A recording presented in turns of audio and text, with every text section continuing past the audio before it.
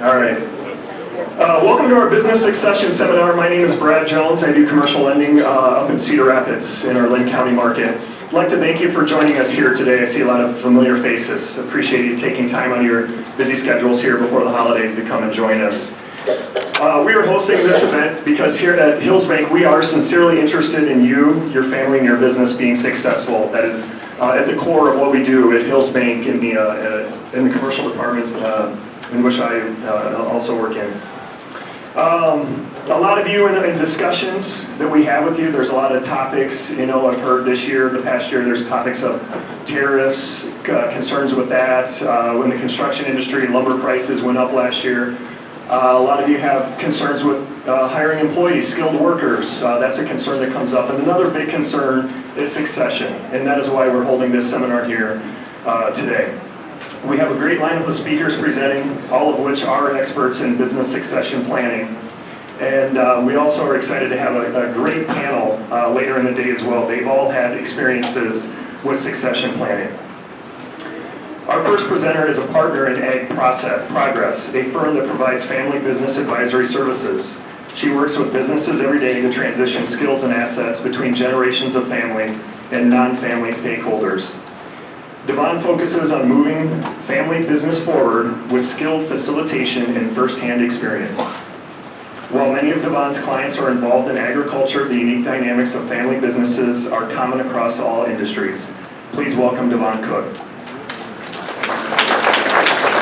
Now, can you hear me? Yay, okay, good. Can everybody hear okay, first of all? Raise your hand if you're not hearing me, because that would be a really miserable 2 hours. Okay, good. Well, it is great to be here. I appreciate Hills Bank inviting me. I have gotten to know Tim Smith over the last couple of years with a client that I work with and his as well. And through that relationship, we've had several conversations about succession planning and how important it is for their clients.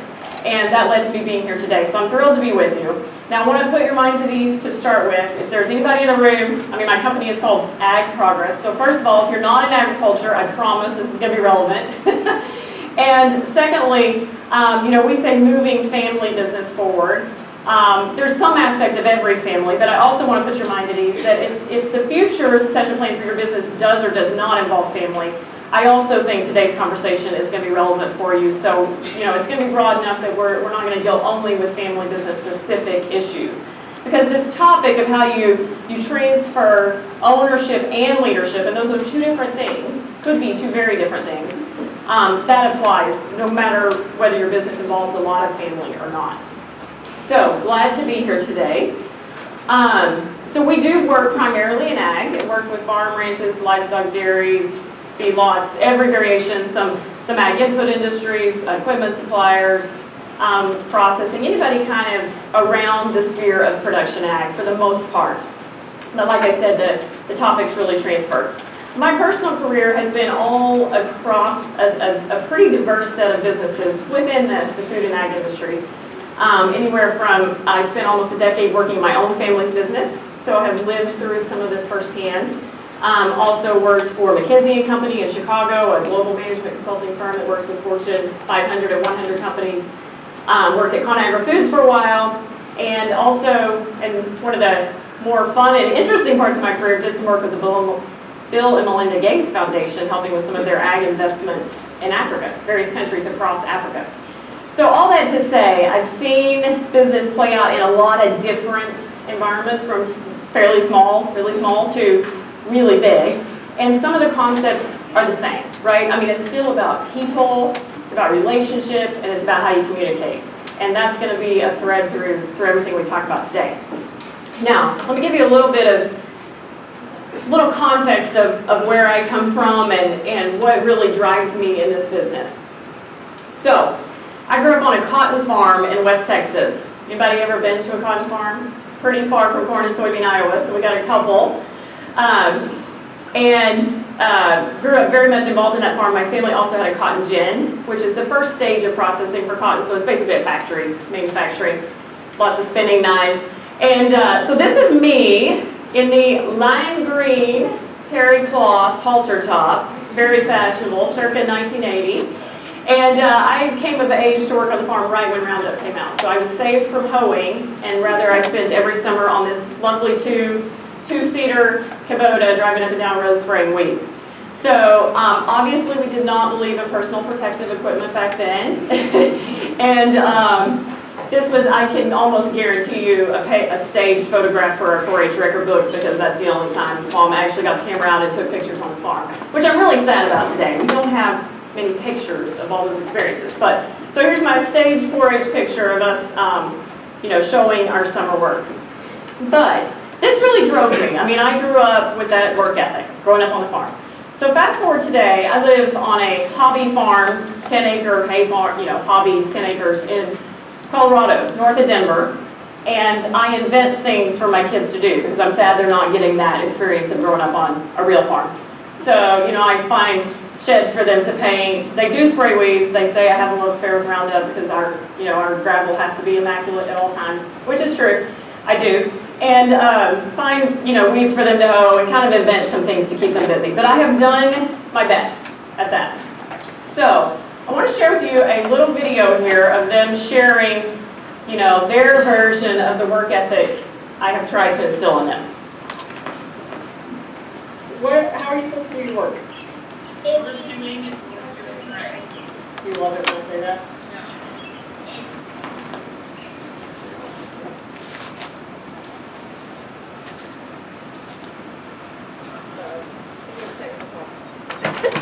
We've got sound. Okay, well that was a fail. I'll have to tell you. That didn't come out. So I asked them, what have I taught you about how to work? And they say, if it's worth doing, it's worth doing right. Because how many of you have heard that? So everybody's parents had their favorite saying, and I would bet if that was your parents' part of the room, that will be the one, right? And there's other variations that everybody has something they were drilled into them as a kid. So then I asked the kids, do you like it when I say that? And they said, we're on video. I think I'm, that deer in the headlights look, if I'm pretty sure I'm supposed to say something appropriate here, but not really. No, Mom.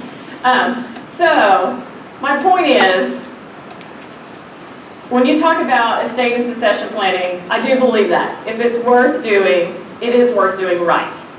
Now, that's a pretty loaded thing for me to start a workshop with, because I will tell you there's no one right way to do this, and we're going to talk about that more at the end. There is no right, but I use this saying to make you say it is worth the effort. It's worth your time and attention and mental and emotional effort, because parts of it are emotional, to get it right, because it's important for your business. So my presentation today is going to be around this concept of how do you get it right. But before we get into that, I want to give you a little background. Why are we even here talking about succession planning, and why does it matter? We have a concept in family business consulting. We talked about the 3 circles of family business, and some of you who've been to other workshops have probably seen this. And it's also the concept of which hat are you wearing at any given time, because you have different roles in the business.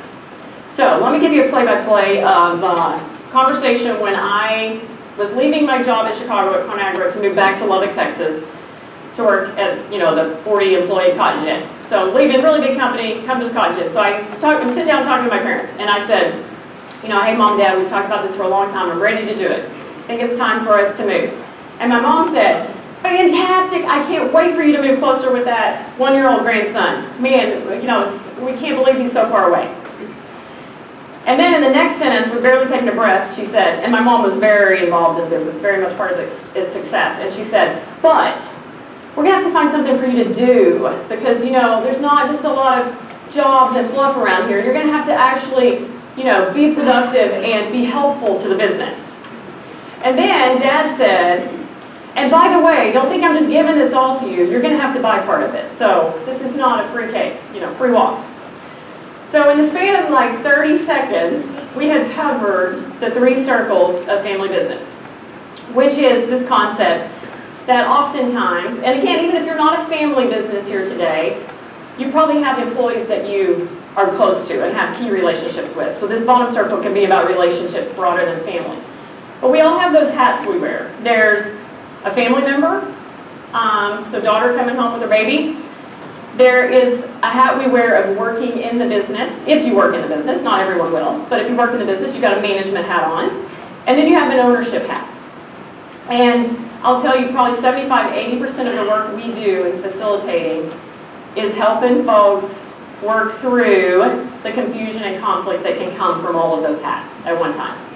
Because, it's very common that you could have two people in a conversation that are, one of them is speaking from a family perspective and maybe one of them is speaking from a management perspective. So for example, you could have parent and child working together, and mom could be giving a performance review to say, hey, I think you need to do a better job at managing your time. But you, and I'm just picking on you, sorry, heard it as, oh gosh, mom's driving me out again because I didn't get my homework done when I was 12 years old, right? So you have different lenses in that conversation. One of you is having a management conversation, and one of you might be hearing it as family. Or vice versa. It may be an issue of, hey, family sitting at the family Thanksgiving dinner table, trying to have a fun social time, and my aunt or my sister is up here talking about work. So this clarity is so important when we do any part of our business, but also particularly when we're talking about those transitions of estate planning and succession planning.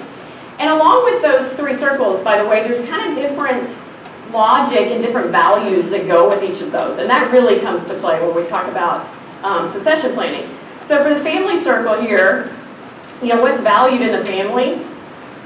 Loyalty and unity and stability, right? That's our goal. And we're rewarded. How we get paid is with a relationship.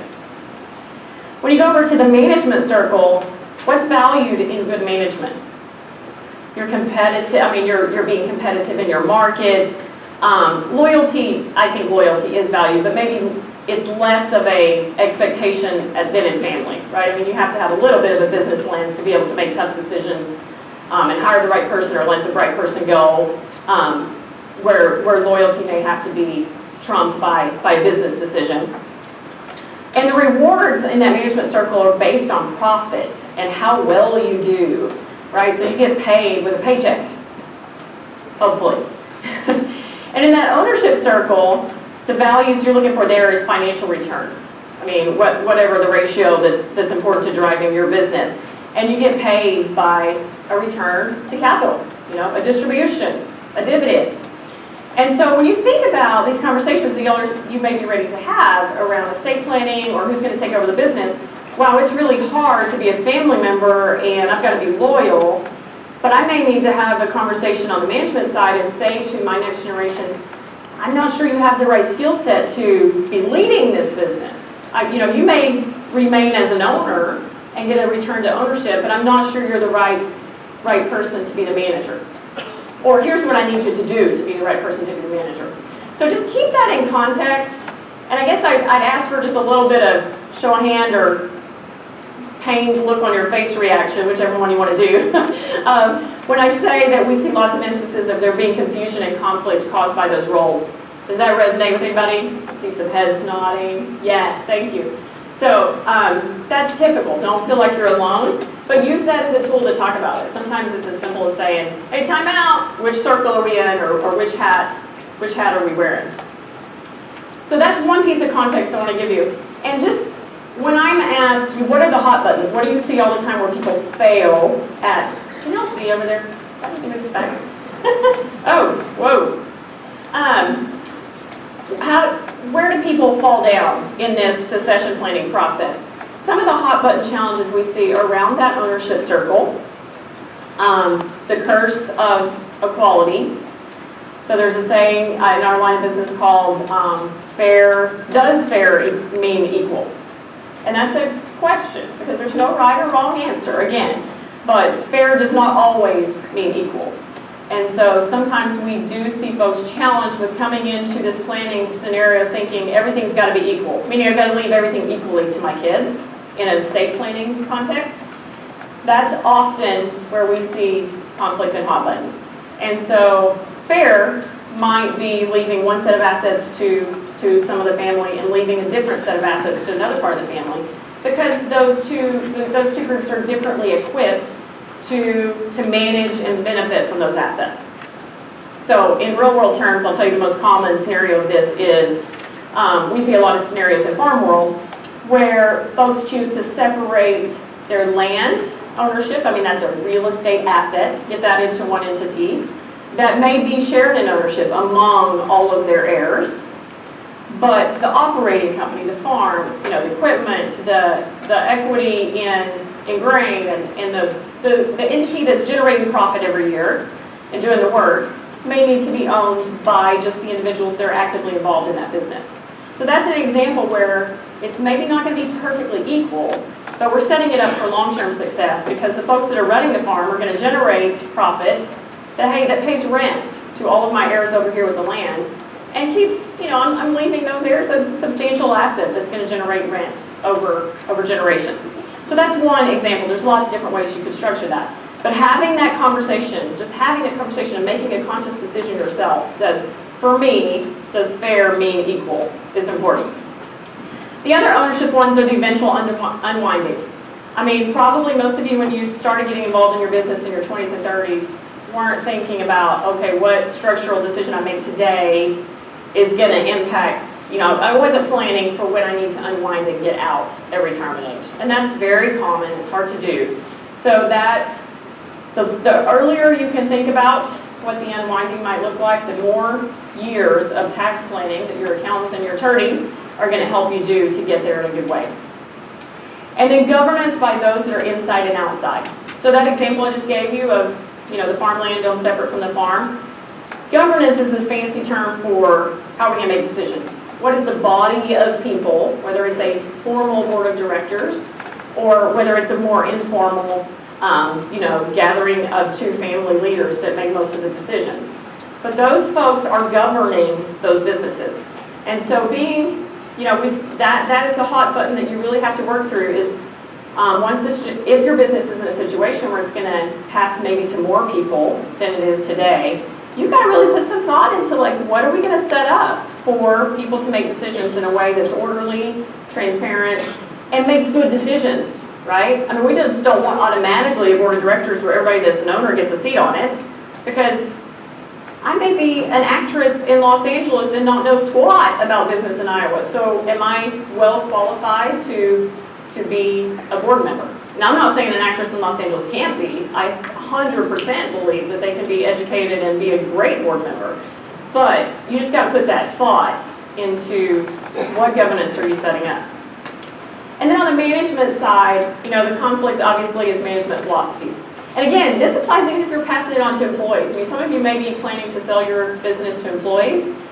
Some of you may be planning to sell it to a third party that, by the way, is going to ask you to stick around for 3 years or 5 years and, you know, provides for some continuity of their success once they buy it. So kind of being on the same page in management philosophy is important.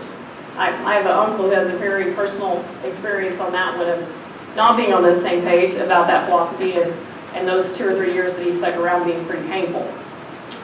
Compensation strategy, I mean, money is always a challenge, right? So that's where we see the hot buttons, especially in family businesses where maybe it's been less structured. You know, we don't have as defined of a career path as we might have if we had been recruiting from a headhunter for many years. And the handoff. So those 3 little words are pretty innocent, but that's a big deal. The handoff of leadership is the hard part, and some of you are probably going through that right now. I mean, how do you transfer leadership? Like, meaning the next generation gets to make decisions. Or when there's a problem, an employee's going to come to me and ask for the answer instead of come to my dad. Right? So those are the hot buttons, and I would bet that some of you experience some of them. Now, I've used a lot of words here about estate planning and succession planning. They are different things.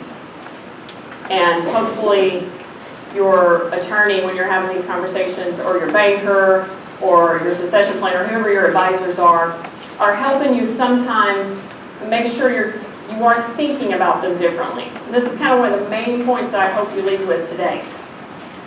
Estate planning is assets.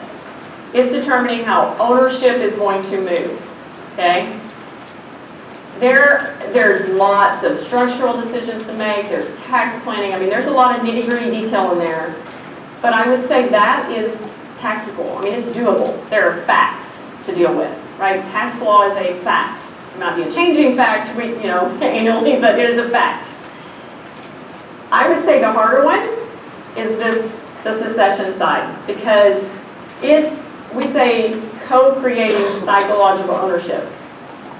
There's not a right or wrong. There's not one way to do it. But it's about getting psychological ownership that transfers across 2 or more generations of the business, family or not family. Even if it's not family, you've got to hire people younger than you to keep the business going. So it's transferring those vision, strategy, goals, all those things that are a little less tactile. And they are linked, and we often talk about them, we often tackle them together, but I just want you to think about how different they are. So there's some books that we've used, some references that talk about adaptive challenges versus technical problems, okay? So the idea is that these two columns here, I'm not going to read them all to you, describe what's the difference between a technical problem and an adaptive challenge. And we would say at iProgress, they almost 100% correlate with the 2 sides that I've got here. So estate planning is a technical problem. Now there are some personal, emotional decisions involved about, like, do I want to be equal? And I mean, there's some personal decision making. But they're decisions that are easy to identify. There are solutions. There's an expert. There's a lot of experts that can advise you. They are contained within an organizational boundary. They're contained within legal boundaries. People are generally receptive to the technical solutions, so we all can listen to an expert and feel like I got the facts I needed to make a decision. And the solutions can be implemented, sometimes by edict, which in estate planning means, hey, it's my estate, I get to decide. I mean, I don't necessarily, it would be wise of me to get some buy-in from my family and communicate with them. But at the end of the day, it's kind of my decision what I do with my assets, right? On the succession side, the transitioning leadership, that's much more adaptive. It's more difficult to identify even what we're trying to accomplish. It requires getting us on the same page, and sometimes people changing their values and beliefs and roles. There's multiple people involved in making it happen. I may get to decide, but I'm probably not going to be very successful at it if I'm not bringing some people along with me. And the solutions require experiments. By the way, it doesn't, how many people in here have integrated a new generation into their business already? Maybe even just as employees, like a significantly younger set of employees, right? Okay, how many things are you doing the same today as you expected to do when you hired that first person? I mean, was there adaptation and you learned some things as you went along? Ken's going to talk about later on the panel this from his perspective of bringing in some things he's already learned, only a year into bringing in his next generation of family. So they require experiments. So just keep that mindset that, hey, this is supposed to be adaptive, and it's probably going to be a little tougher. Okay, so how do we do it? I gave you all this work we have to do. How are we going to do it right? The first one is realize change is a process, not an event. So another way of saying this, Tim Smith said last night, is not one and done. We don't have this great 3-month effort where we bring all our advisors to the table and make a bunch of decisions and, man, we did it. I never have to go to another Hills Vegas Succession seminar because we're done. That'd be great, right? Unfortunately, that's not reality because your family's going to keep changing, your business is going to keep changing, the market's going to keep changing, and so it's a process. We like to use this model that says, oftentimes when I'm starting with a client to talk about succession planning, we're starting right here at reflection, and we're having conversations that move from I knowledge to we knowledge. And what I mean by that is sometimes, you know, it is literally the first time I have had parents and all of their adult children, you know, who may be really successful in their careers. It's the first time we've all gotten in one room together and had the same conversation at the same time about what they're hoping to happen with the business. And so that is moving from I knowledge to we knowledge. Now, I don't mean to say no one's ever talked. I mean, they've had conversations over Christmas dinner and with this kid and this kid. They've had some side conversations. But we haven't had a business meeting to come together and talk about what's going to happen. So you see that little line there, we're moving from assumptions to confirming those assumptions. My favorite saying in our work is, in the absence of a story, people make one up. So in the absence of having conversations, people are left to assume something or make up a story. And you may not like the story they make up, right? I mean, there may be something totally different running through their mind than through yours. This applies to your employees too, right? If you're a small, medium-sized business owner, even a large business, I mean, if you're the leader of the firm and you're aging and you're not talking to them about what's going to happen next, they're assuming something. They're either worrying about it, they think you have no plan, they may be assuming you have no plan, or they may be assuming you have a plan to sell out to the competitor across town that they don't like, or they may be assuming that your kids who they haven't seen in 20 years are going to swoop in and take over when you crow. I mean, they can assume all sorts of crazy stuff, right? So have the conversations. Even if you don't have the answer, give them some peace of mind that you're working on it, right? I mean, you don't have to, we're going to get to a little bit more how much you share in a minute. But, so then you start planning, you do some things, maybe you put some estate planning into action, you restructure, but guess what? You're going to keep going around that circle through time. So it's not one and done. Involve stakeholders in an appropriate manner. Okay, so that's great. Who and why? Because I just gave you the lecture on in the absence of a story, people make one up. Okay, so let's talk about key employees. There is no right or wrong answer, but I get asked the question, should I be telling my key employees what I'm planning? Well, we also have panelists later that can address this some too. That's a judgment call for you, how much you share, but I would say you want to at least ease their mind that you're working on it. Hey, I went to a seminar last week at Hills Bank on succession planning, because I know I need to start thinking about that more proactively. There may be situations where key employees are an important part of your succession plan. You're planning to see if they want to purchase part of the business, or even if they're not going to purchase part of the business, they're going to be critical to it continuing to your next generation of family, right? I mean, your family's not going to be successful without these people that have helped you build a business. So, in my experience, if there's folks, their employees that are committed to your business, they want your family to succeed, right? I mean, they've been with you years. They're on your team.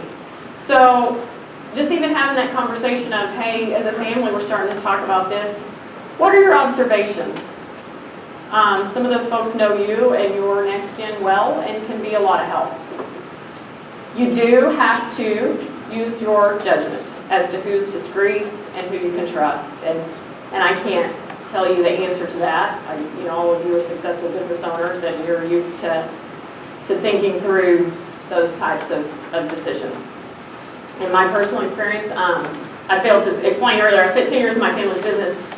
We did sell it by choice. I decided at some point that was not where I wanted to spend the rest of my career, although it was a very positive experience, loved being there. We did decide to sell. It went through a process over several years of finding the right buyer and making that happen. It was a good transaction that continues to this day, and we still have some affiliation with. But when that was happening, we had orchestrated we tried to keep it really, really quiet that the sale was going on because we had 100 farmer customers, and you all know how personal farm business is. And so we had orchestrated to keep it really quiet until we could have a meeting with our customers and tell them ourselves directly. And so on this key employee topic, there was one key employee that we shared it with because we knew could be discreet, and there were others that we did not, right? So, I mean, using that discernment of who are the right people. Now, what about heirs that are near and far from the business? So I sometimes have folks say, okay, I'm trying to decide what's going to happen with my business, and one of my next gens is here working with me. They're probably involved in the conversation, but hey, my son that's off in Chicago, I don't think he really needs to have a lot of opinion here. He's not here working in the business. So should they be in that conversation? My bias is, do you want them to know now while you're alive and around to share why you did what you did? Or do you want them to guess after you're gone? And I know this sounds a little simple, but I see a lot of clients that are really uncomfortable talking about death, money, or just change in general with anyone. I mean, with their spouses, with their friends, and certainly with your family. And if you're one of those folks in the room, don't feel alone, because that's a really common challenge. I think by the fact that you're here, you're trying to do something about it, so that's good. But there is always a context where it's appropriate to bring in your heirs that are far from the business. Now again, it may be a different level of detail. They may not need to be privy to as much of the operational information right now about the business. It may be a different conversation than you're having with the heir that's here.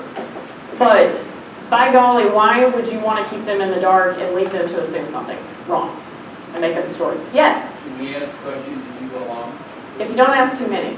I talked to him earlier, I can pick on him. Go ahead. You talked about the heir. How about spouses?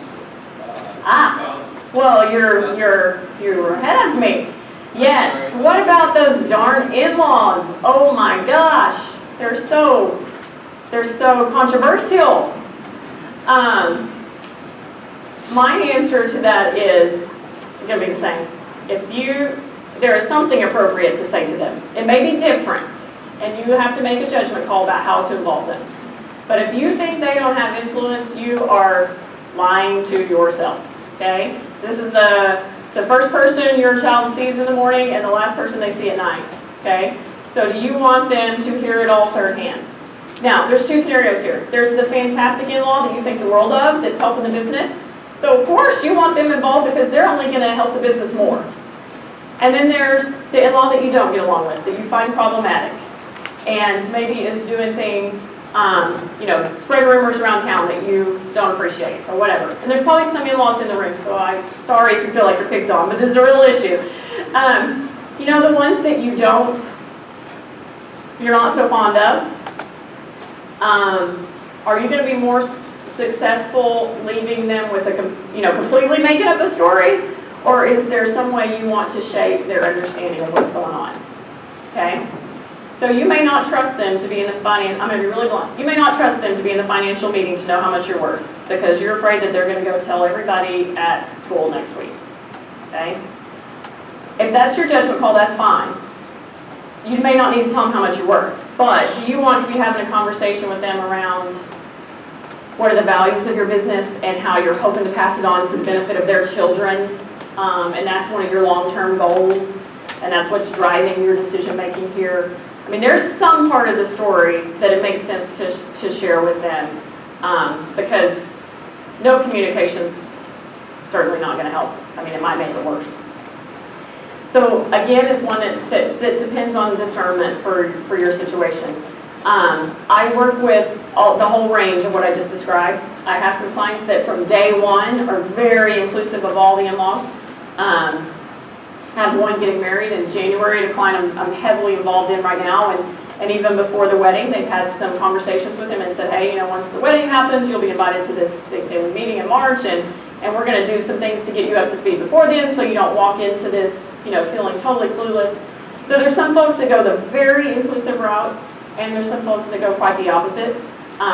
But I just remember, in the absence of a story, in the absence of being told anything, they are making something up. Does that answer your question? And younger children, what age? So, I'm a big proponent of, I'm just going to skip to the next one, it's going to tell me. So, at a family business conference a couple years ago, I got to hear Fabien Cousteau speak, who is the grandson of Jacques Cousteau. So some of you in the room are a little young, you may not know who Jacques, I can't say that, Cousteau is. But he's the guy that had the Under the Sea TV show that really brought popular cultural awareness of our oceans and the amazing life in them and how we preserve them. And he was quite a force in that area. So his grandson has continued the family business. He, I can't remember all the details, but he runs a bunch of educational ocean nonprofits and is quite an advocate for the health of our oceans. And he told a story about getting that love of the business from his grandfather, and he had this quote that I love. People protect what they love. They love what they understand. And they understand what they're taught. So if you want a next generation to protect either the longevity of your business or the values that your business is about, then you need them to love it. And to love it, you need them to understand it. And to understand it, you have to teach them. Now, for some of you, maybe in production ag, that's built into your life. I mean, most of us that grew up on a farm were fairly involved in it. However, for other businesses, it's not always as much of a given, and even in farm, it's not always a given. And as your children get to be adults and get into their own careers, you know, they get more and more removed. And they may know, I mean, I understand cotton farming. I grew up there and worked there in my adult life. But there's still a lot on a daily basis I'm not exposed to, right? So to be a good future owner, I still got to be taught what's going on with that market. You know, I have to stay aware. So my point here, back to the previous question of at what age do you involve kids? I would argue if you're trying to continue a family business over generations, pretty young at an appropriate level. It's like the birds and the bees, right? I mean, you're not going to take them to the 5-hour accountant meeting and bore them to tears, but you're going to tell them something appropriate for their age level. So that may be having, you know, let's say some of your grandkids are pretty removed from the business today. That may be having summer camp once a year where they come spend 3 days in the business, sweeping the warehouse, or working on the farm, or cleaning up construction sites, or whatever it is for your business. And then as they age, it becomes more business meetings. But the point is, you're teaching them so that they love it and protect it, if that's your goal. So that may be, you know, that can be, as I had a family meeting recently with a family that's two branches of family, and there's 4 or 5 kids in both branches. And they range in age from 15 to 30, probably. And so we had a business meeting, and the 15 and the 17 and the 18-year-old were in there. And I mean, I'm sure they absorbed part of it, and they didn't absorb all of it. But they were getting exposed to, hey, we treat this like a business. We are having a business meeting about your future ownership, and we're teaching you. And that's just setting up a discipline and a habit that I think is really important. Okay, now in what venue do we talk? I said involve stakeholders. Group conversations, I think is really important. Somewhere through your estate planning and your succession planning that everybody hears the same message at the same time at the same place. And that's not always possible. I mean, you should certainly be having one-on-one conversations to follow up with them. But there's a lot of value in, like I just described, treating it as a business meeting. And they learn from each other's questions. So have some group conversations. Family meeting, like I just described. Make it an event and make it professionally planned. I have another client that's got 3 branches of the family, very successful, career established young adults in the next generation, and we're starting a series of having once a year business meetings over 2 or 3 days, and we spend part of that time having fun together because they're all going to be owners together, and these cousins need to all, you know, continue developing personal relationships. We spend part of that time in business briefings, touring the businesses, learning about the businesses, hearing from employees. And we spend part of that time working on their governance, helping them design what's the board of directors going to look like, how do I get qualified to be on the board of directors, what do I have to understand. And we spend part of that time in financial education, because the example I used, it's not an actress in Los Angeles, but similar folks that are pretty far removed from business, they need to learn kind of one-on-one of how do I read a financial statement and even know if I'm getting a good return. So there's an education component. And then they are also implementing this concept that may be appropriate for you if you have a larger group, and it may not be. But the idea that there's something called a family council. And the family council is meant to be the body of the family as opposed to the board of directors of the company. And it's really to separate the business of being a family, which may be some of those things I just described, like having fun together, bonding, family reunions, preserving the history and legacy of grandpa who started this, educating those younger children as they become young adults about the business. That's all kind of the work of the family council. And they keep that very separated from the board of directors of the company that's going to make business decisions for the company.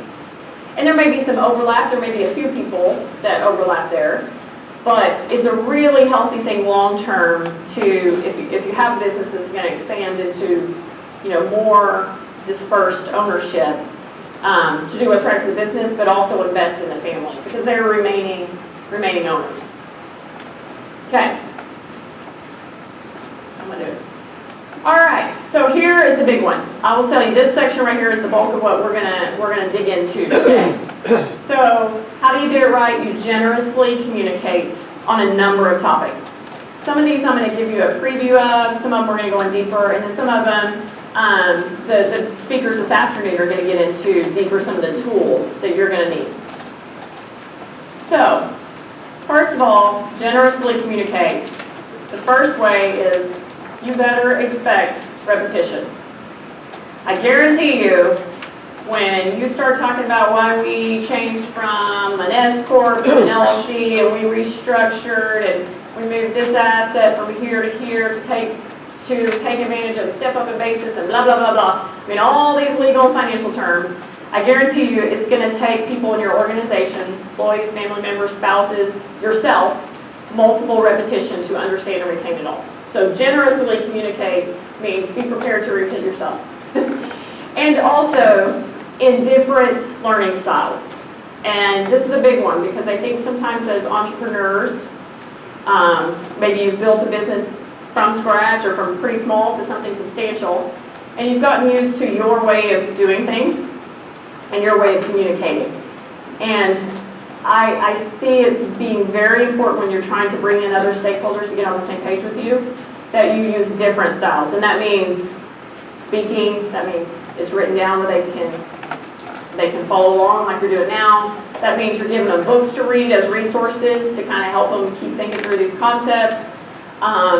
That means you're showing them. You're going out and showing them the business. We're not just sitting in this room and having a financial review, but we're going out and seeing the construction side, and they're seeing it in action. So different learning styles.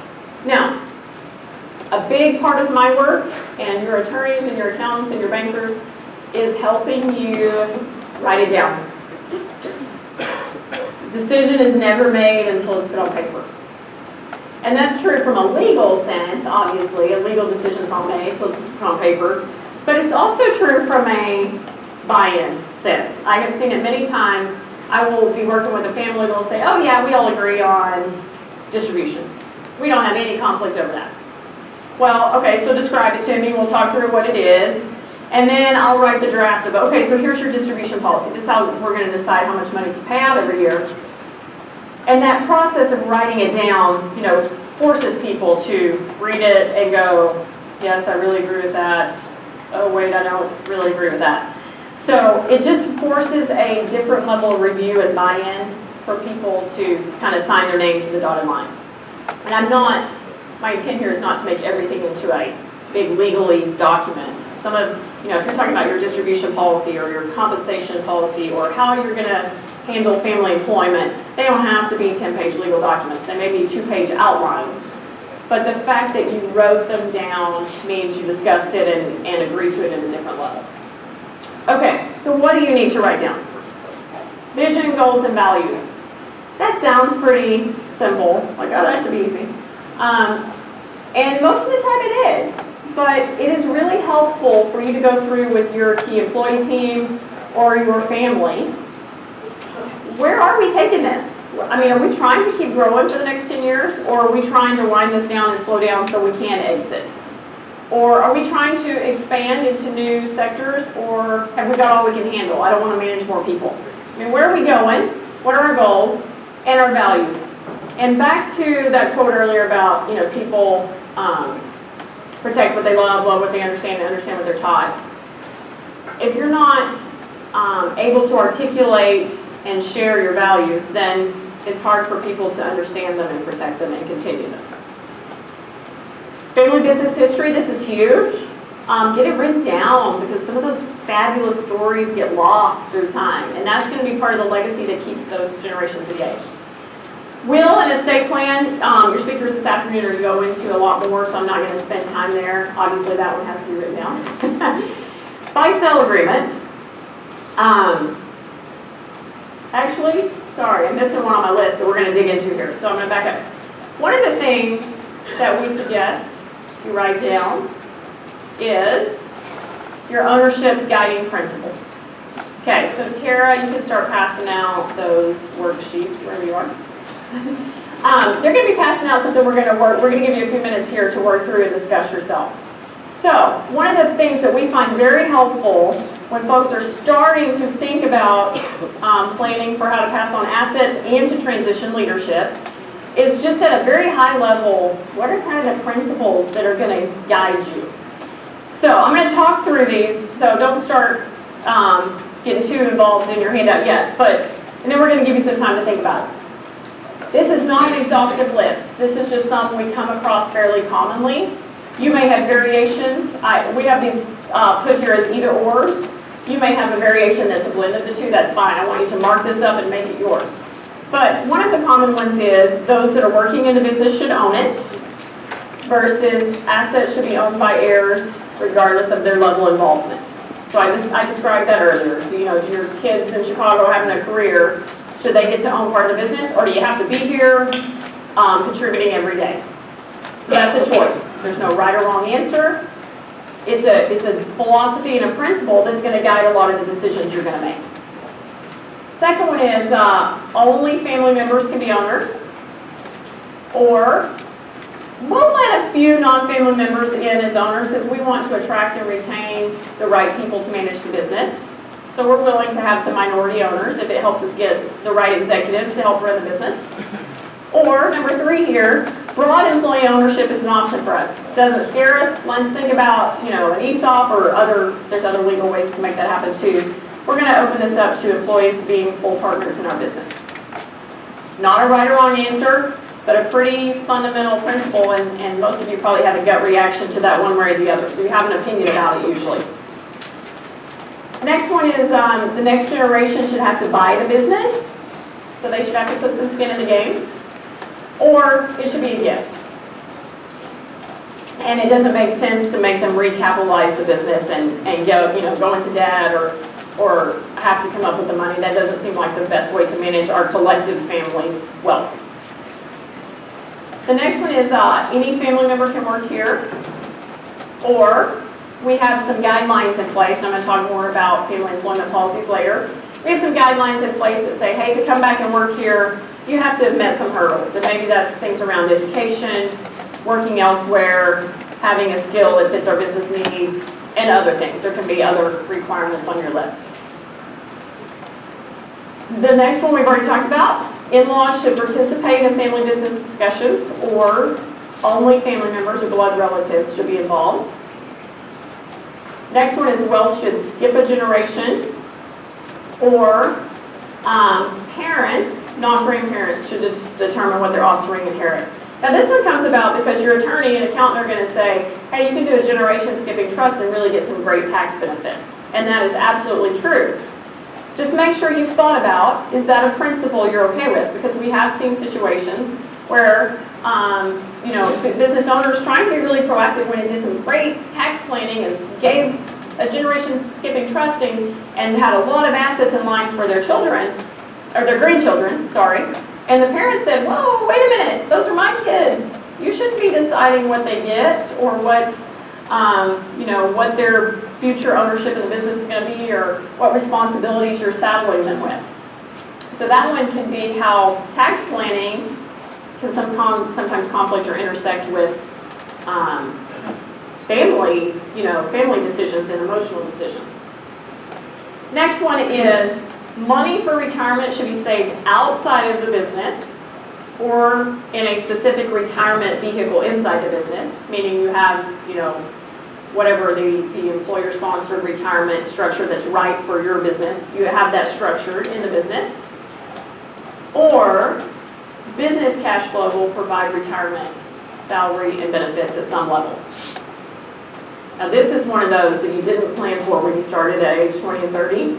And then we see lots of folks get to retirement age and they are trying to make that transition of ownership, and all of a sudden we got to keep paying mom and dad. I mean, this is their only retirement source, but they're not going to be actively working here. And so that can put some financial strain on the business that wasn't planned for. Now, it's doable. I mean, a lot of times in farm world, we use land rent as that retirement stream. So there's solutions there, but that's a principle you have to decide pretty early on. Do I need, some folks believe wholeheartedly, we're gonna plow all profits back to reinvest in the business. This is our retirement. Everything's going back in here, which implies that at the end of the day, the business is gonna support retirement. And then some folks that have the philosophy of, no, I need to have my personal retirement separate from the business. So that's a choice. And then finally, retirement means you will not be involved in the business, or because you're family, or maybe even not family, maybe just because you're a very influential key employee, your input's always going to be welcome, no matter whether you actively work here or not.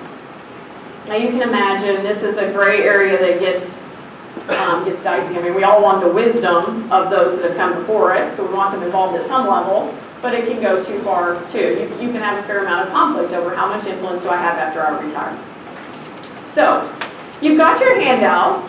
I gave you a flavor. Your handout has a blank at the bottom with a 1 and 2. You can write your own completely different guiding principles. But what I want you to do is take 2 or 3 minutes to reflect on those for yourself and your situation, and then I want you to talk at your table. Now, you're not going to have time to share all of them at your table, so I want you to focus on each person sharing maybe either one of these choices you really struggle with or feel really strongly about. So maybe one that you know is going to be a conflict in your situation, or one that, like, man, you are all in, you feel strongly, and you want to preach to the table from your personal experience about one of these. So it is 9:25. I'm going to give you about 15 minutes to do that, so until 9:40. If you need a bathroom break, do it during that time also. This will be the quick moment to get up and run to the restroom if you need to. Any questions on the assignment? Okay, go. Okay, if I can have everybody come back to us. Can you still hear me okay? Yeah? Okay, who's a good whistler? We're going to get started. If you can come back, please. And if you don't, then I'll make somebody whistle really loud, which I cannot do. Okay, I want to hear a little bit of feedback from you. So if your table had a really robust conversation on one of these and had some debate or difference of opinion or strong stories, anybody want to share? Somebody wants to share. Otherwise, I call on you. Anyone? Okay, this table right here volunteered. I saw y'all volunteering. Mr. Meese? Yes. Where is my handheld mic, Sarah? Is it over here? It is over here.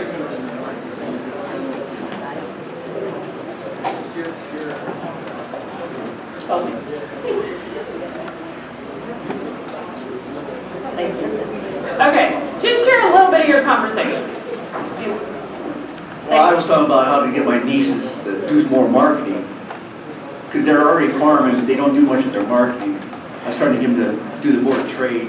So take over, try to get them to take over ownership of another piece of the management, so the risk management for your farm. Yeah, that's what I was trying to do. Okay. Any other debates? Any of these questions hard to answer on your list? Huh? Okay. Somebody had a strong opinion on one of these. I had someone tell me during the break, those were really hard questions. So now I know what my homework is. I mean, I know what we have to go do. Anybody have a strong opinion in your personal experience on any of those? Where are you pointing? Yes. Oh, that. Okay. This is a very good seminar because I'm going to presume there are many farmers here. And in our short conversation with these two gentlemen here, share some of the problems we've got, and I'll speak specifically. We've got farms, farmland, we're absentee landowners. I custom farm all of my operations. My operations are out of state. We've got 3 daughters that are professionals with children, and we're in a quandary because I've been managing our operations for decades, but it's getting to the point where there needs to be a change. And change, I think she had said up there, is not easy. Well, I have to admit I'm not getting younger, but questions we've got is, at some point we should sit down and talk with our heirs. And the question that I've got is, how much do you share with them? We've got a fair amount of land, but we also have, the farms are only part of our net worth. We've got a fair amount of other assets and other investments that are non-farm related.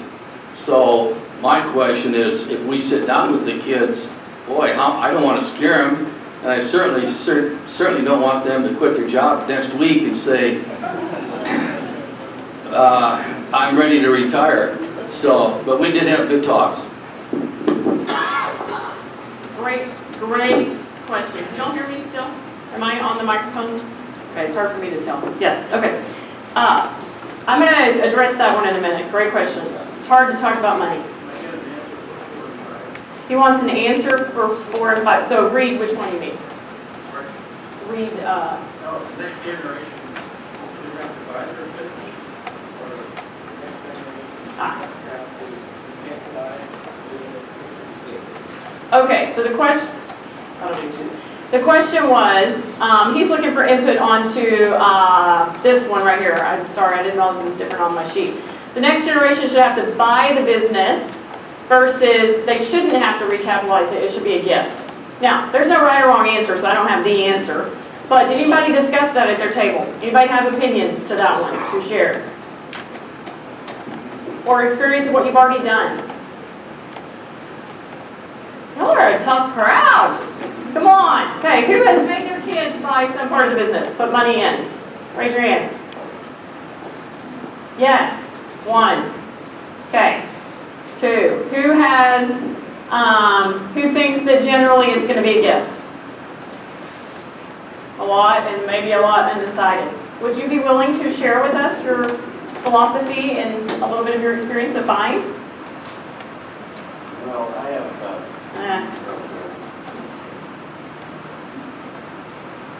Kara, I need help. There you're on. Okay.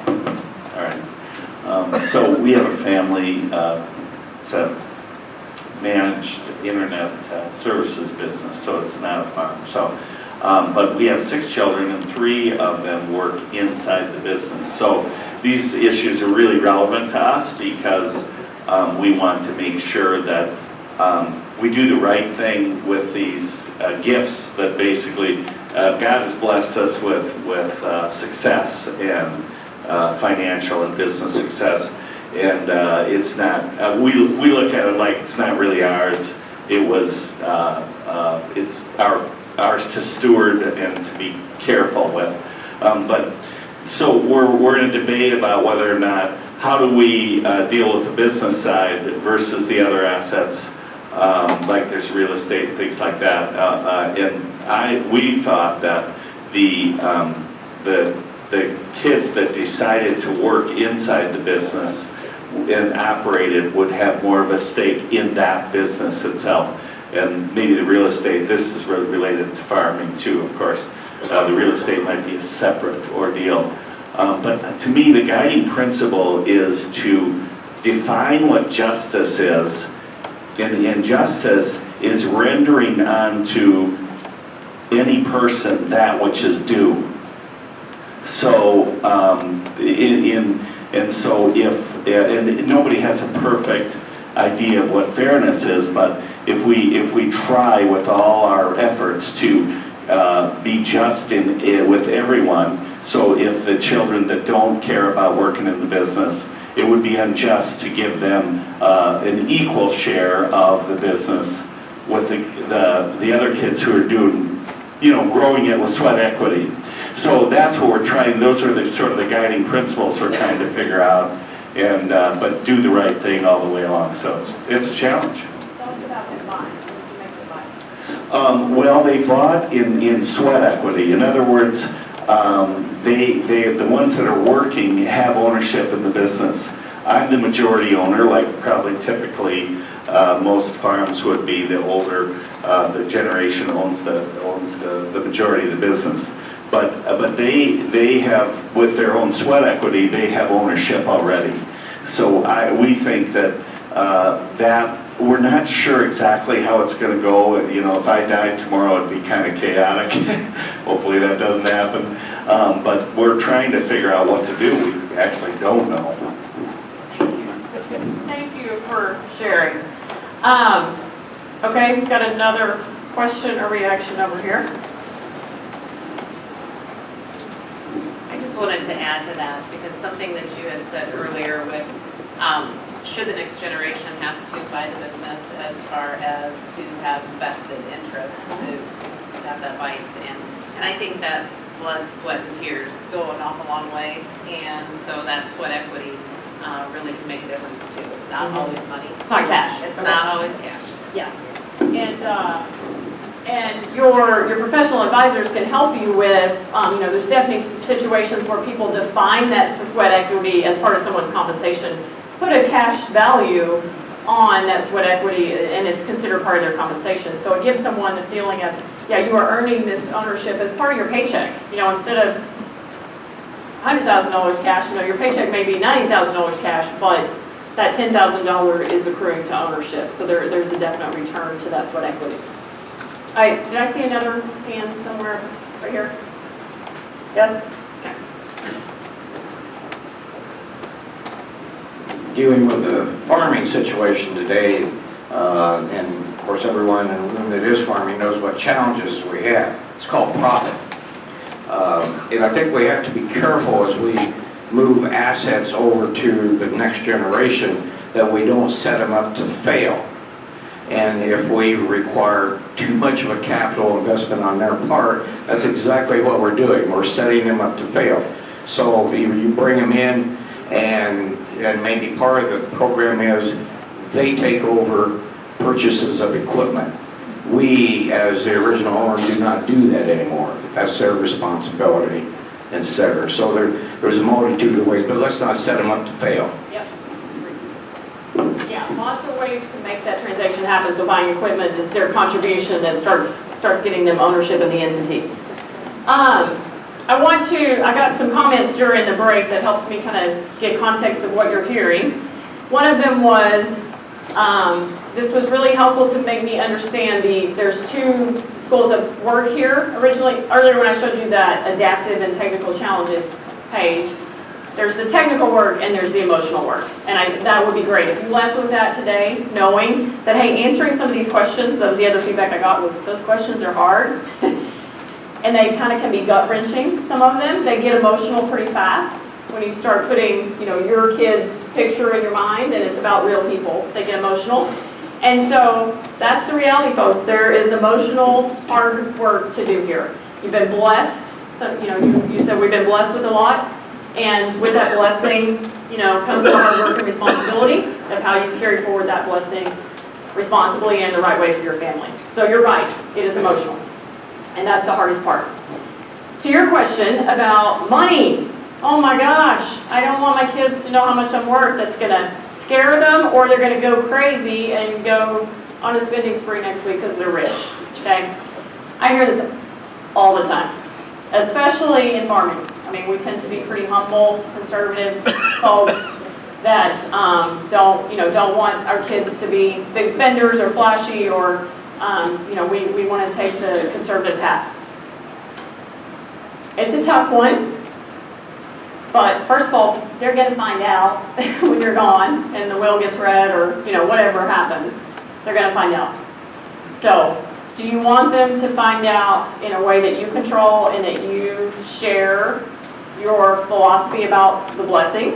I mean, your values around how we think of this as we're stewards of God's resources. Do you want them to hear it in the context that is important to you? Now, it's just like all the previous examples I gave.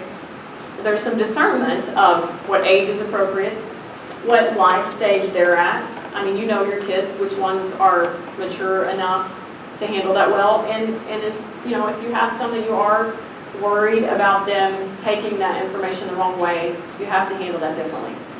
I will say in my experience, at least with my ag clients,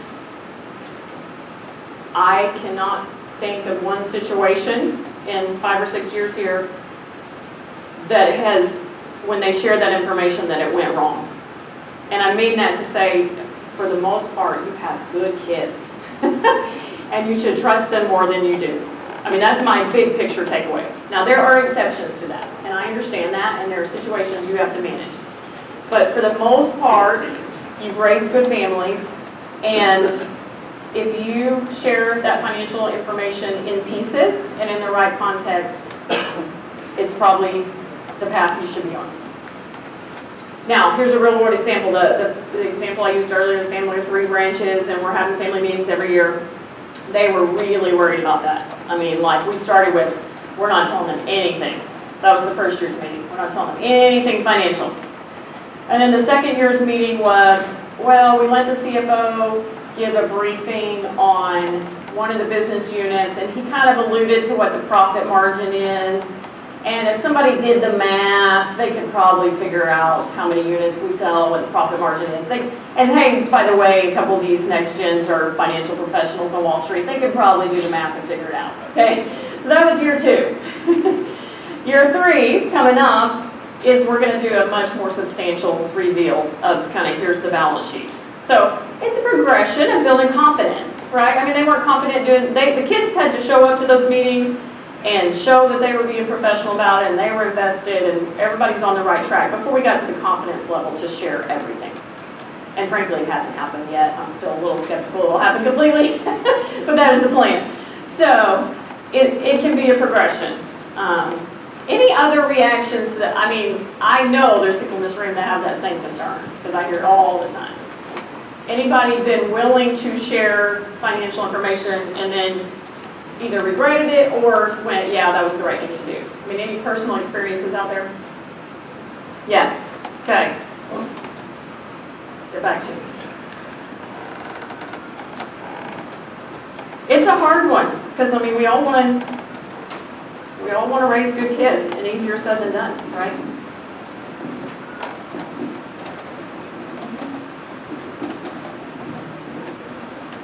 We have 2 children, 10 years apart. One's 43, one's 33. Couldn't be more different. Our oldest is our daughter, an attorney, stay-at-home mom right now. Our youngest is 33, and he's a computer programmer. I had to do a personal financial statement for the bank for various reasons. And when I got to the bottom line, I thought, you've done well. And I told each of them what the bottom line was. And our daughter said, I'm glad. And our son said, oh, well, I thought you'd done well, but you did better than I thought you did. That was it. And our daughter went back to taking care of her children. And, oh, by the way, she's an attorney. She served for 4 years in the Army where she met her husband. She's now using the GI Bill to do not computer programming, web-based design. I never thought I'd see that one. And our son went back to work. No biggie.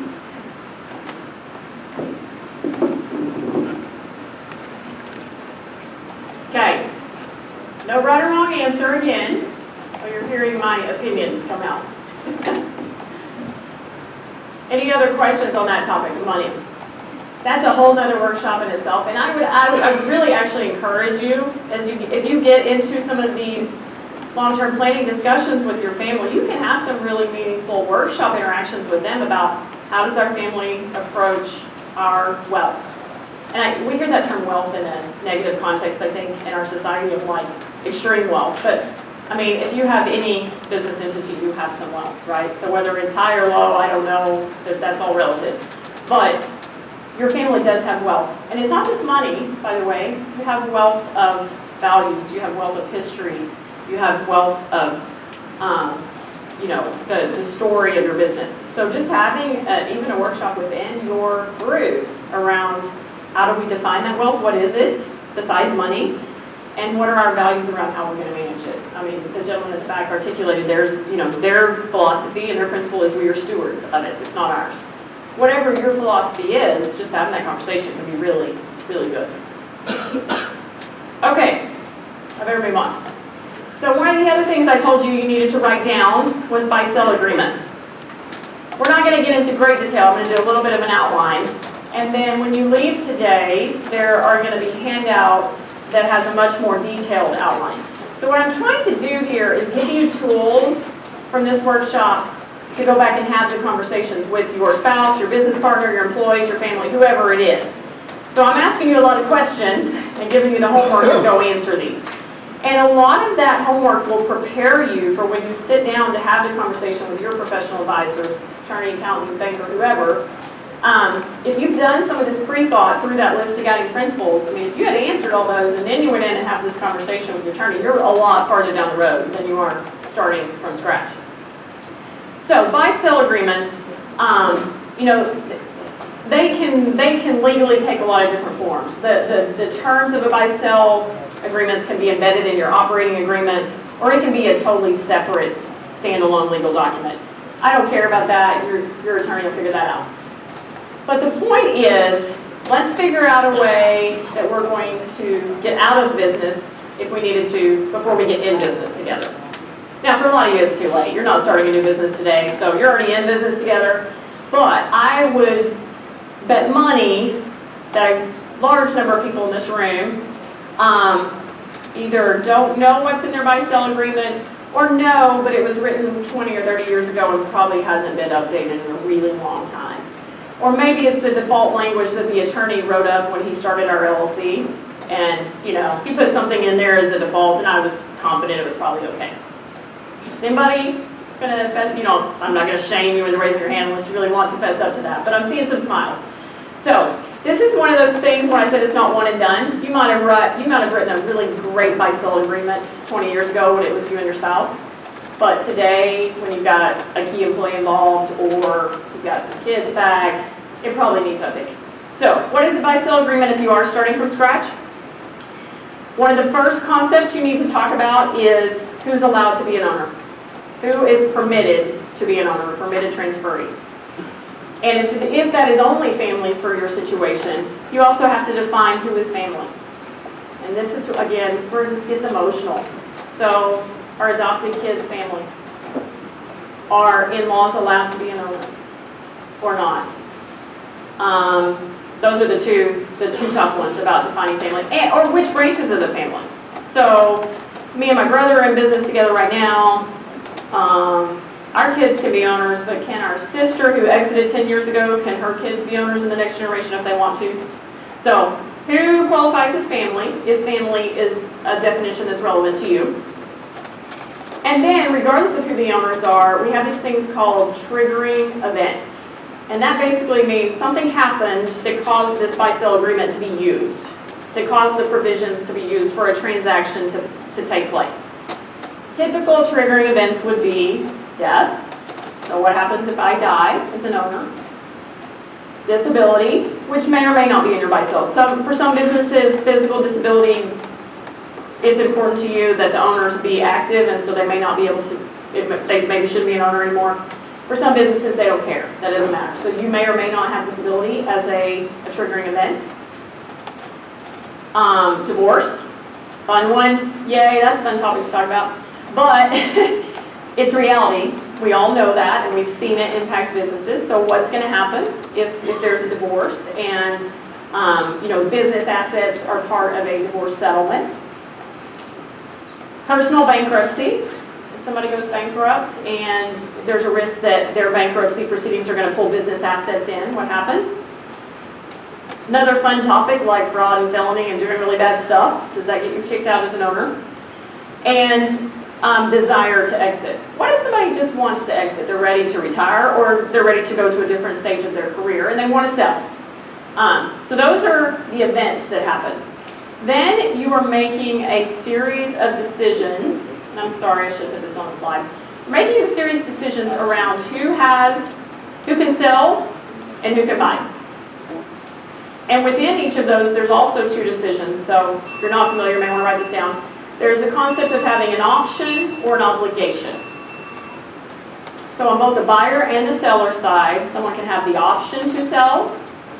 They can sell if they want to. Or they can have the obligation to sell. They must sell. So for example, some people would say, this is a business, the owners are active in the business, and if one of those owners that's actively running the business every day dies, their estate must sell to the other partners. Because the other partners have decided they don't want to be in business with someone's family that's not actively running the business. So that's a choice, an obligation to sell. Or divorce is often one, an obligation to sell, if we want the divorcing spouse to have to sell their share. But it doesn't have to be an obligation, it can be an option. So when someone dies, the estate has to sell it, or they don't have to sell it, and that ownership can pass on to whoever the heirs of that estate are. Same thing on the buyer side, you will have options. So a lot of your conversation in the buy-sell agreement is going to be who has the first option to buy. Who should get the first chance, right of first refusal. Y'all, I'm sure you're familiar with that. And then who could have the second option, who can have the third option. These things can be as complicated and as customized as you want. I've worked with a lot of attorneys all across the country doing this, and for the most part, you can get really darn specific in your buy-sell agreement. And in general, I would say keep it simple to start with, but I'm involved in one right now that's pretty darn complicated. So option to buy or obligation. So you may have situations where, the one I just said, where if you die, the seller is obligated to sell.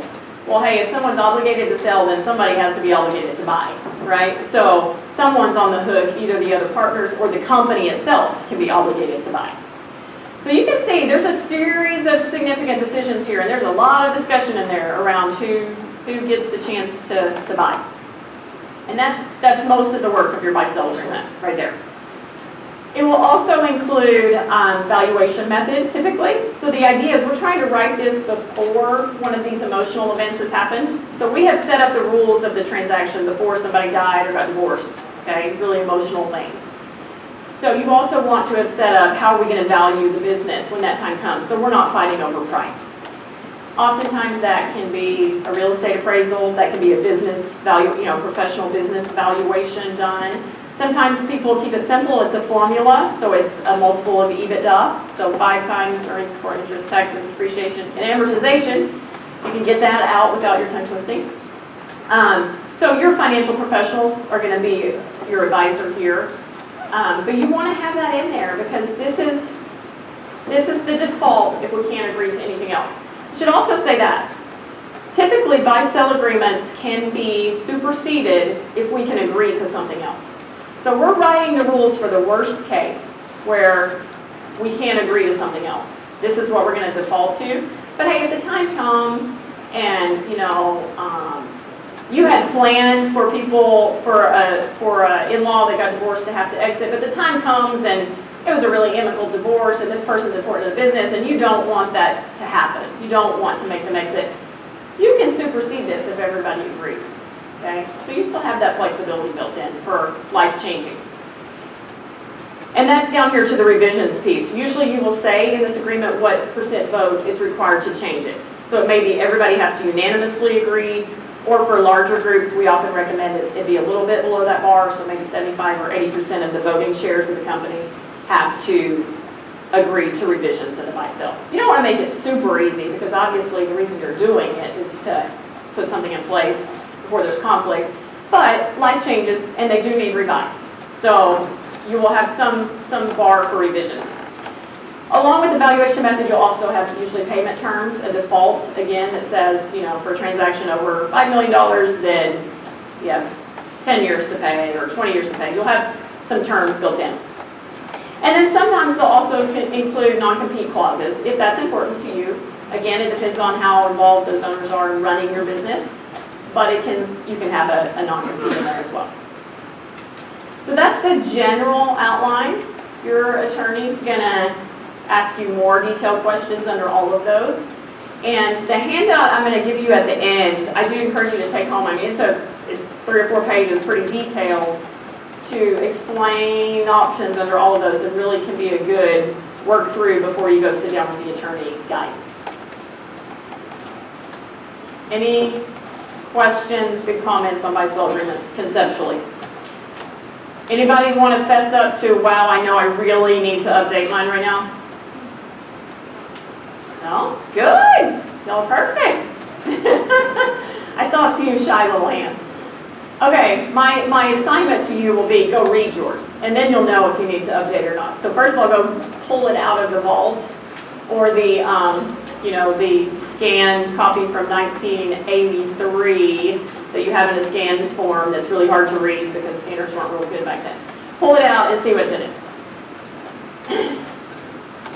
Okay, family employment guidelines. So read my comic strip. You can't see it. It says, he can't roast steer and he can't drive cattle, but he's the boss's son. So meet the prairie dog walker. So that's kind of the bad stereotype that we hear of family members working in a family business. Doesn't always have to be that bad, but that is what you obviously want to avoid. So I would encourage you to think about talking through expectations and guidelines for what it means to be a family member coming back to the business, if you are a family business. And the purpose is to set those expectations before it's about one person. Now again, we don't always get this done. I have certainly helped clients write these after we had 1 or 2 back and there was a problem. Either expectations were not on the same page, or hey, we bumbled through the first one and we know we probably should have it a little more organized for the next 2 or 3. So what's in here? I feel pretty passionately about this one. I mean, this is going to be my soapbox, I will warn you. And it's from my personal experience.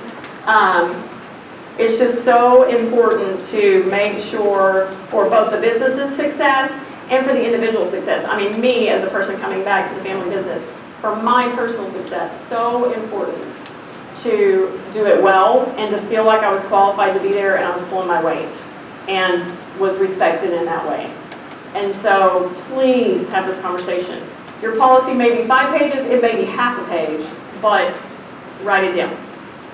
So what we often include in these is what qualifications are we looking for someone to return.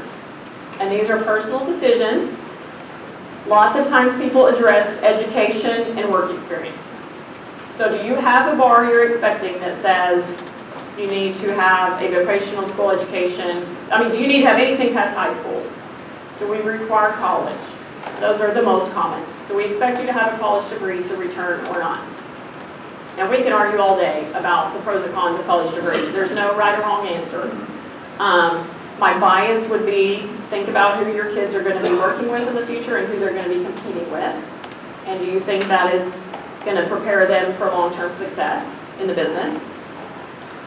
And work experience is the hot potato. A lot of families will say you need to work somewhere else at least 2 years, some say 5 years.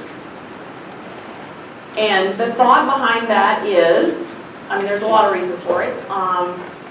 You're establishing yourself somewhere else and showing you can be successful.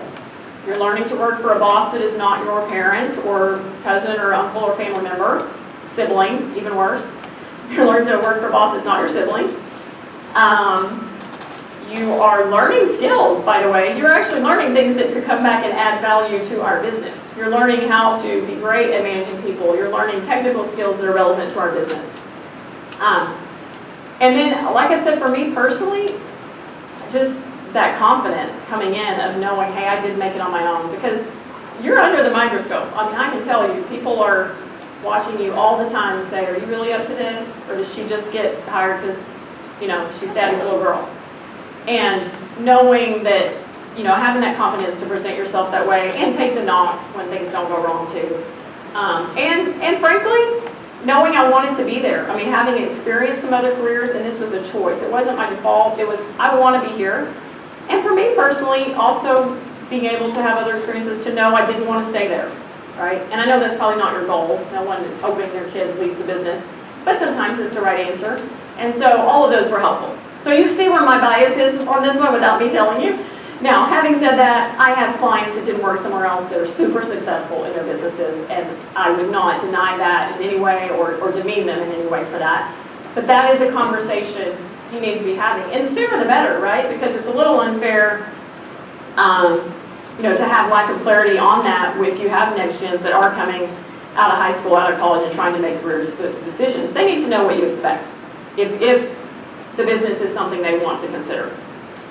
We also have people really put some deep thought into what skills are we looking towards. And that depends on your business, but oftentimes it also includes some of the intangibles like, hey, you are going to be under the microscope. Do you have the maturity to handle this situation? Are you a good communicator because you're going to be in a family business environment where that's harder, etc. So you're kind of writing the job description before you're offering them the job, if you will. And then oftentimes these guidelines will decide how are we going to make those decisions, which is equally as hard to answer, right? Is that just the owner's sole decision, or do they want to include some third-party opinions? So they want somebody maybe less biased than they could be as a family member. So do you want some key employees to interview family members? Do you want your facilitator? Do you want some of your other trusted advisors to help evaluate? And lots of times they involve some warnings. Like we have some, warning statements in there about, hey, we're going to manage you professionally once you're here. We're not going to let nepotism hurt our business. Sometimes folks have policies on husbands and wives shouldn't work in the same department, or when we bring you into the business to begin with, we want somebody besides your parent to be your supervisor. Lots of ways to think through what does it look like once you get here. And finally, how are we going to evaluate and compensate you? I didn't list there. But that may be different for family members. At the very least, I think the bar of how you evaluate and compensate them should be the same as any other employee. But sometimes there's some extra layers we expect, which is, again, hey, we know you're in a unique situation, so we're going to have some third-party folks also coach you or help evaluate you. Because we know that there's going to be extra development pieces we need for family members that are trying to transition leadership to. Okay. Any questions on that? Who has written guidelines about family employment? Wow. 0? Okay, so I just got it. How many of you have family members working in the business together or potentially have next gens that could come back and work in the business? And how many does this even apply to? A bunch. Okay, so we got a bunch of people that don't have this done that need to have it done. Okay, I will leave it there since it doesn't apply to a lot of you. And in general, all this stuff I've been battling about, communicate with all 3 of those circles. Okay? And those may be different conversations. So, have a communication plan written down for each circle. And that gets into what's the governance for each circle.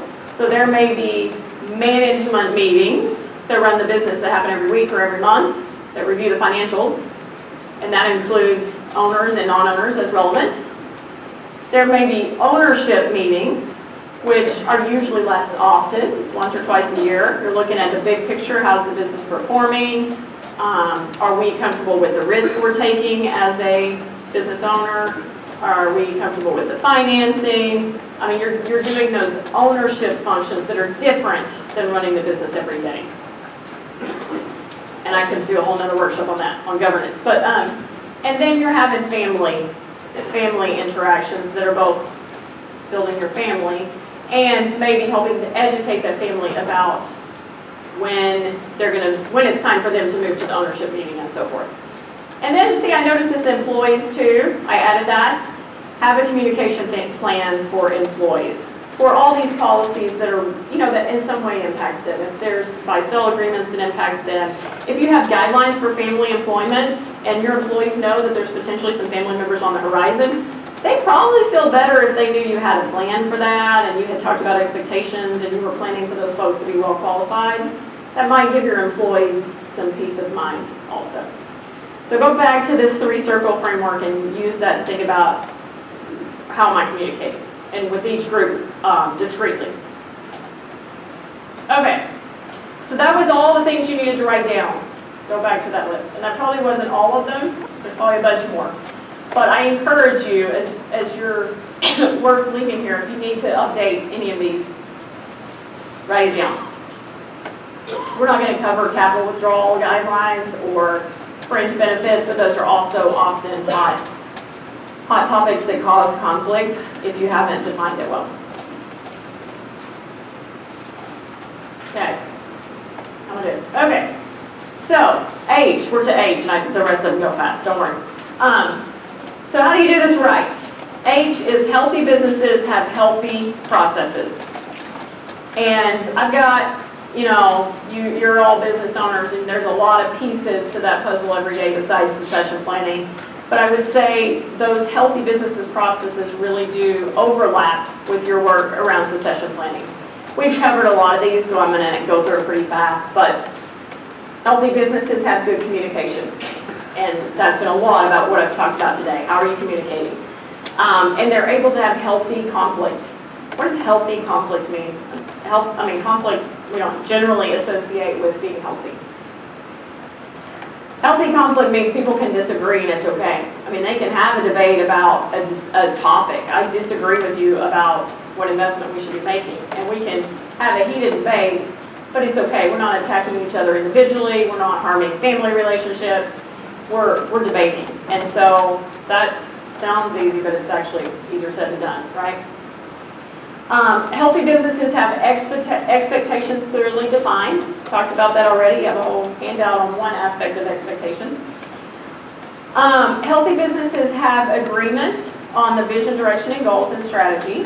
And I think that's something that one of our panelists, Kent, will talk to, and maybe Ben as well, of how important it's been to be able to get everybody on the same page of where we're headed. Accepted and respected decision-making processes.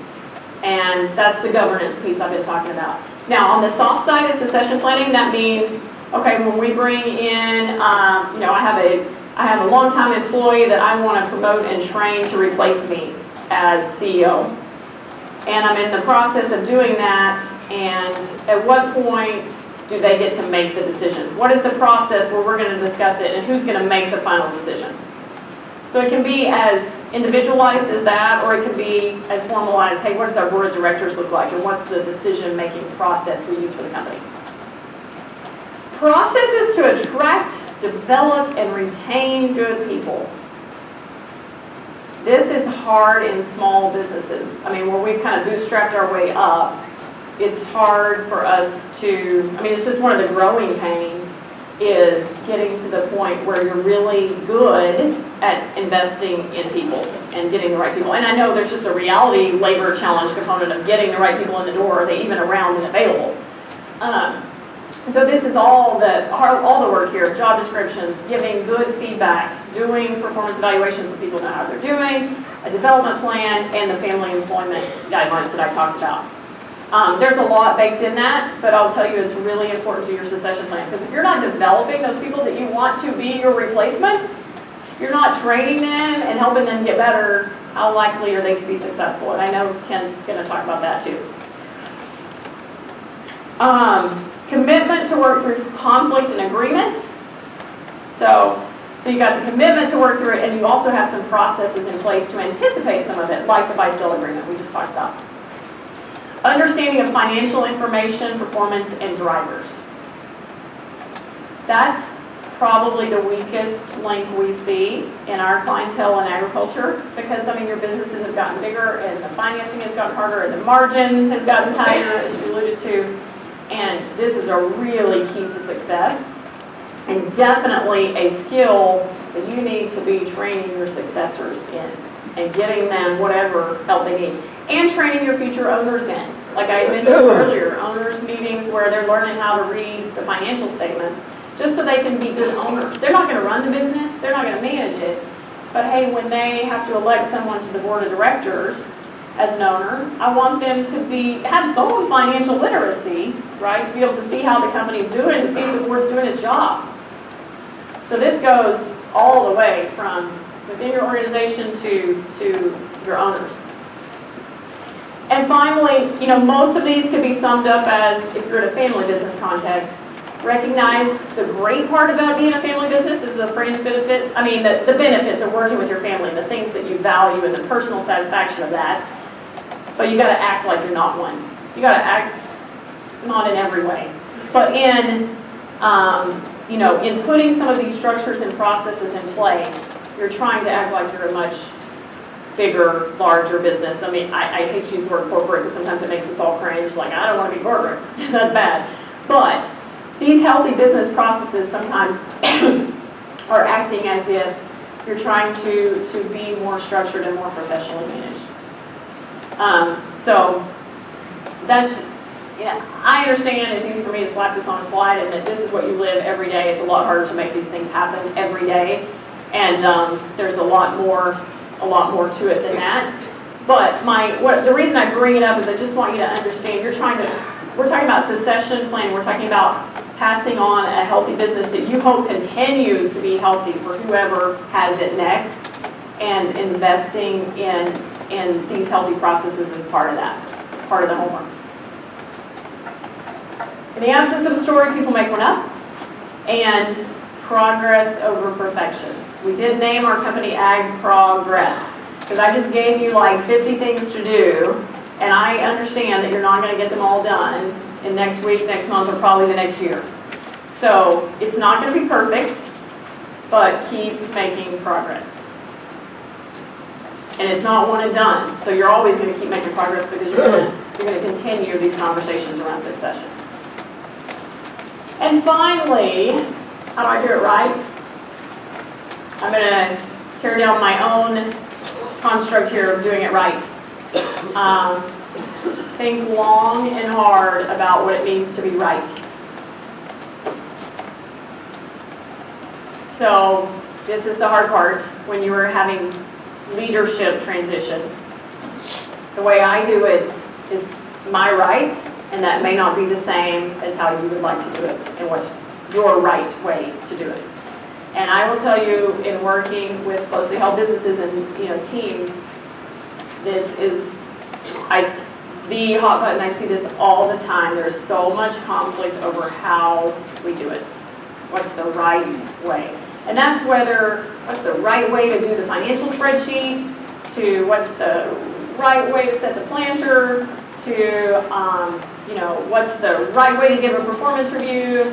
Anything. What's the right way to raise your kids? Wow, there's a hot button in family businesses. Well, I don't think my partner is raising their kids with the right values, so I don't want to be their partner in the future. Okay? So there is all sorts of ways that this gets in the way. Now, when we talk about generational transition, there's also generational aspects here too. You may have young leaders in your company that are gung-ho and excited and they want change to happen fast, and you may be more hesitant to change fast. So there's a lot of conflict over just speed of change. There's conflict over technology, right? All of your businesses, I would bet, whatever industry you're in, technology is having an impact, right? So there's conflict over how fast should we adopt technology? What's the right way to do it? List goes on and on. I would just challenge you, and this is not just to the senior generation. For those of you that are younger in the room, this applies to you too. Are you limiting the group's success with your definition of what's right, or the right way to do it? And this is the hard part of leadership transition. So for example, if you're a younger person that's coming in, and I saw an example recently with clients of, I see this all the time. Younger folks coming in with technology. They're fantastic wizards with the spreadsheet and Excel, and they redo, the way we process tickets or whatever. And they have a great solution that's saving everybody time. But it's change, and change is hard. And some of the folks that are resistant to that change have to be told how to do it over and over. And that's annoying when you're young and it's easy for you, right? But it's an investment you're making. So hey, if you're coming in trying to make improvements in the business with good intentions, understand part of your contribution, part of your sweat equity is going to be training and repeating and doing it with a good attitude. Okay, that's your contribution. And senior generation, if you're serious about wanting successors, you're going to have to give them some room to fail. You're going to have to give them some room to try different things. And you can do that wisely, with a short road to fail. You don't let them fail with $10 million, you let them fail with $10,000, right? But it is a mindset. I heard we facilitate a bunch of peer groups of farmers, so I hear a lot of farmers interacting all year long. And I heard one of them describe this so eloquently. He said, he had 2 sons return to the farm, doing great. They both had good careers before, very capable. And he said, I told them when they came back I was going to give them room. And it sucks some days. I am a tractor driver. I mean, he literally is a tractor driver. And he said, I, most of the time, drive a tractor. And, I'm not in management like I used to be. And some days I don't enjoy that, but I've made that commitment to them, and I'm going to make it happen. And he has. Now, that's not to mean he doesn't make any decisions. I mean, they have management, they have ownership meetings, and he's in the big decisions. But he's not out there directing who goes where every day. He says, tell me where to go, I'm going to get the tractor to go. It's not always perfect, of course. They have their blow-ups now and then. But for the most part, it's working. And that's because he just made that mental commitment to do that, because it was important to him for his family. So whatever your willingness is, just be realistic that, whatever system you are setting up for transition of leadership reflects on what you have to do and what mental shift you're going to have to take to make that realistically happen. I think that is about it. So, how do I get started and where do I get help? One thing I definitely want you to lead with is it's a team. I mean, a lot of these things I've talked about require financial advice, require legal advice, require someone helping navigate the tough conversation, someone helping you start that really tough conversation about money. So get a good team around you. And that can be a lot of different combinations. There's no one answer. But think about who are the trusted advisors that I already have. And sometimes, what's the new expertise I need? And I don't know who's in the room. I don't know many of you personally, so please don't anyone think I'm talking about you. But I'm going to say, sometimes your longtime attorney that helps you do land deals, that's closed a lot of land deals, may not have the expertise for how to structure an employee stock ownership plan. Or may not have, that's just not the line of work they do. They may. You may be with a firm that does it all. But you want to be thinking through, okay, I'm in a different phase of planning here. What skill sets do I need on that advisory team? So you're going to need an attorney. You're going to need an accountant that is not just writing your tax returns, but really helping you think through, okay, if we restructured this into an LLC, we put all our land into an LLC because that's the best vehicle to pass on to the next generation, then, what are the tax implications of that? So they're helping you do long-term planning, not just filing a tax return. Your banker, you're all here because of Hills Bank today, and in my experience getting to know them and talking to a number of their clients now, they very much are in a mindset of we're not just here to write you a loan, we're here to be a business advisor and help you think through. And it was interesting when I was visiting with our panelists about to come up, all of them said somebody was the linchpin that got them started. Some trusted advisor, in many cases their banker, in many cases Tim Smith, was the person that was the impetus, the catalyst that said, you've got to get in gear and get busy, okay? So having those people around you is important. Think about an advisor. Some of you here have board of directors well established. If you're not there yet, is an advisory board helpful for you? So an advisory board is people, they don't have a fiduciary duty to make decisions for your company, but you are asking them to come with an advisor hat on and a third party lens and give advice to you for your company. So that may be something that if you've never considered that, I'd really encourage you, and I'm about out of time, but visit with you afterwards if you want some ideas on why you might want an advisory board. Peer groups are very powerful. As I mentioned, we run a bunch in ag.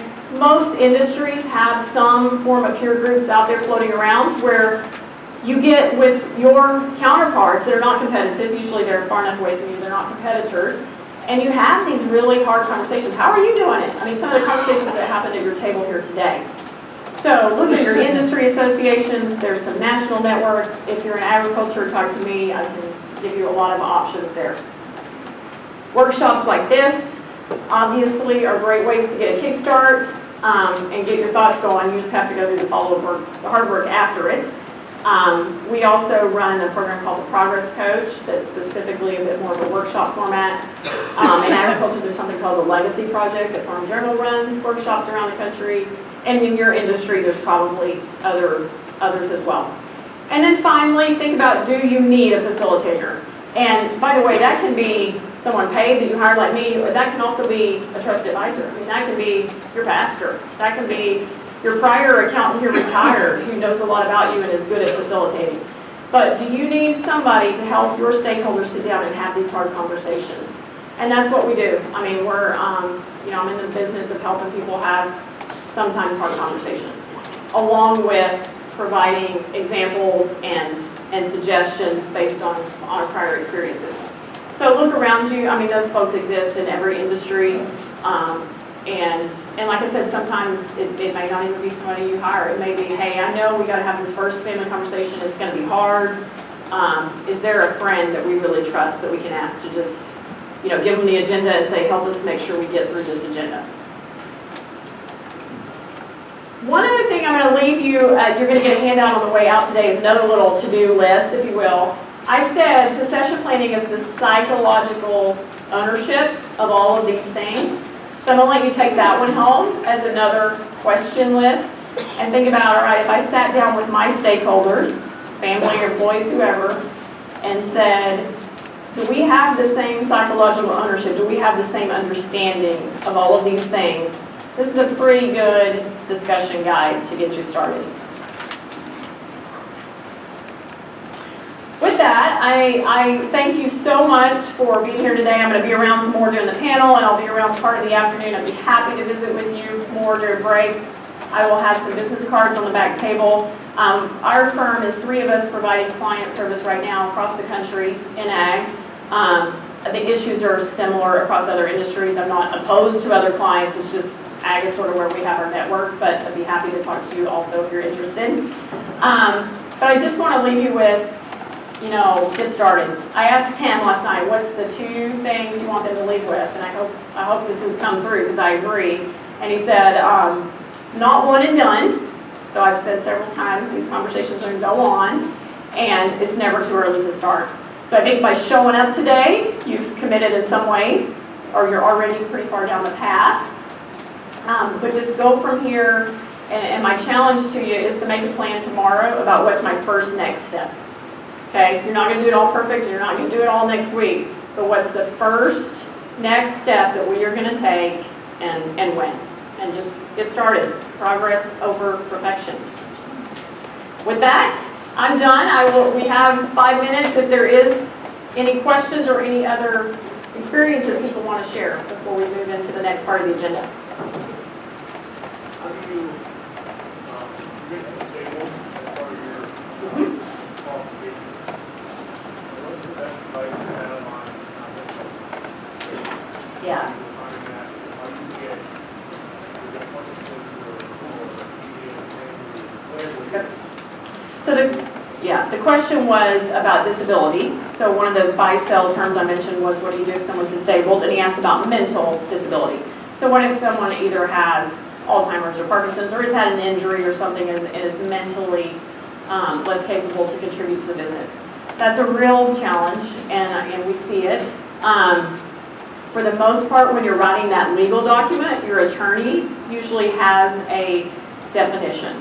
I mean, your state usually has a definition of what is mentally disabled, and it usually always involves a couple of medical professionals involved. So, one of the things you want to avoid is someone getting in a dispute and an argument and trying to, nefariously have the other person declared disabled. So you're gonna avoid that worst case by the legal definitions and the fact that usually two physicians have to say someone has met that legal definition. So from the legal side, it's kind of, typically there's a boilerplate. From the real world side of, this is hard emotionally as a business, as, as people that care about each other, to make that decision, when does someone need to exit management or ownership. And the only advice I can give is have those conversations ahead of time. And I actually had a family meeting a few weeks ago where that brought up, because their neighbors had had a bad situation, and everybody had seen that play out. And they said, hey, I just want us to have a conversation, and we're working on it right now, we haven't finished, but write down our expectations about it. Like, what goal are we gonna set for ourselves that says, what will our process be to get together as an ownership group and talk about it and say, hey, we collectively, either we take a vote, I mean, they haven't decided yet, honestly. Are we gonna take a vote that says, hey, we all agree this person probably has met, is enough of a concern that we want to take action to get them out of management? Or, is there a process we want to put in place? Now, that process is not going to be perfect. It's not black or white, but just the fact that they're having that conversation and writing down some expectations ahead of time, I think is a huge win. And that, honestly, is kind of the best you can do. I mean, it's just a tough situation. But legally, your attorney is going to have a definition. Yes?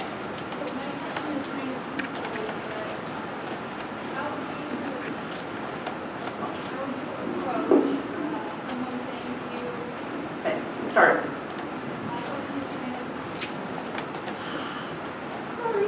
It's on the schedule. Go ahead. My question's twofold. So how would you approach someone saying to you, it doesn't matter how well you draw this up, an attorney will always find a way around whatever your guidelines are? And then, so have you seen that actually happen? And how do you approach that attitude? Okay, good question. Now it's on. So some people will say, hey, a litigation attorney is it can blow up anything you want. I mean, anything that exists. I mean, yes, we can't stop somebody from suing. You can't stop someone from, whether they have a good legal basis or not, you can't stop them from suing. So do we see, aggressive or frivolous lawsuits occasionally? Yes. It usually has happened in a situation where there is interpersonal breakdown, right? I mean, there's conflict. So the best risk management strategy to that is communicate, and try to, maintain, even if you're not cordial best friends, try to maintain some type of relationship that you can have healthy conflict and work through it yourself and avoid that. Now, you can't always avoid that. So your question is, have we seen attorneys tear apart a buy-sell agreement, for example? I would probably defer that to the legal experts in the room. Of course, there have been cases where, maybe buy-sell agreements have been ruled against, but I think it's rarer than probably the people that have that fear are perceiving. I mean, I hear a lot of fear driving that in a lot of conversations I have of, we're never going to get this airtight. Well, you probably are never going to get it 100% airtight, but is 95% airtight better than nothing? Absolutely, right? And then your risk management strategy is communicate. You're a lot less likely to have that bad conflict and those nasty situations if people aren't surprised. So that's kind of best. I mean, there's no good answer to that, but don't let fear drive you in these decisions. And I hear that the fear of revealing the financial information, the fear of getting sued, the fear of somebody hating each other 30 years from now. Well, they may. I can't predict whether your two cousins are going to hate each other 30 years from now. But let's manage what risk we can and move on down the road and make progress. Okay? Other questions? All right, thank you. Tara, I think we have a break for 15 minutes till 11. Yeah, so take a break till 11 o'clock. We're going to get the panel set us here, and you're going to hear from 4 of your peers about their experiences. So thank you. And I am pleased to introduce the next portion of our event. panel moderated by Devon. The panelists we have joining us today include Kent Pilcher, President and CEO of Estes Construction. Kirk Leisure, he and his family own and operate a large grain operation in the Tipton area. Ben Isaacson, who worked for a large swine operation before returning to his father's management company and recently began the purchase of that company. And Stan Potratz. Stan and his wife Jean started an ag supply company in the early 80s and have begun the transition process to a close relative. Okay, can everybody hear me now? We good? This is going to be a lot of fun. I'm excited. I've visited with all these people leading up to today and they've got some good wisdom to share. I would say just in follow-up to the last session, I think during the break, the Hills Bank team passed out 2 more minutes at your table. I think I mentioned they were going to be at the back, but they're now at your table. So you have 2 other takeaways from me. One of them is outline of buy-sell agreements, and the other is that last slide I showed you of all the questions for succession planning, psychological ownership questions. So make sure you grab those and pass them around the table. So to start with our panel, I'm going to ask you all to first briefly introduce yourself just in the context of kind of who's owning your business today and what are the generations involved. What's your current status in succession planning? Thank you. And our business is really 3 businesses. Estes Construction is a commercial construction company. We have 2 other companies. And I control 77% of a holding company that owns those. And I've lived both sides of this. So what do I mean by that? I took the business over from my aunt and uncle who founded it in 1970. My wife and I moved here from Colorado. I had a relationship with them through high school and college. I worked as a carpenter in the field. And then came back after 3 years to do that. And bought the business from them in 2003. I had the pleasure of buying 75% of it, and then 2010 bought the last 25%, and paid more for the last 25% than the first 75%. But that was our deal, and I was delighted to do that. And so now, that was the first leg. The second leg now is our oldest son is 29, and he spent 9 years in Chicago, 5 there working after college. And he came back last year in 17 to join our business. I have another son who's 26, and we have another son who's 26 who's in Chicago. I think in another year or 2 he'll do the same. So we wanted them to work away from the business for a while and come back in. And so now I'm living my aunt and uncle's side of the business with my son.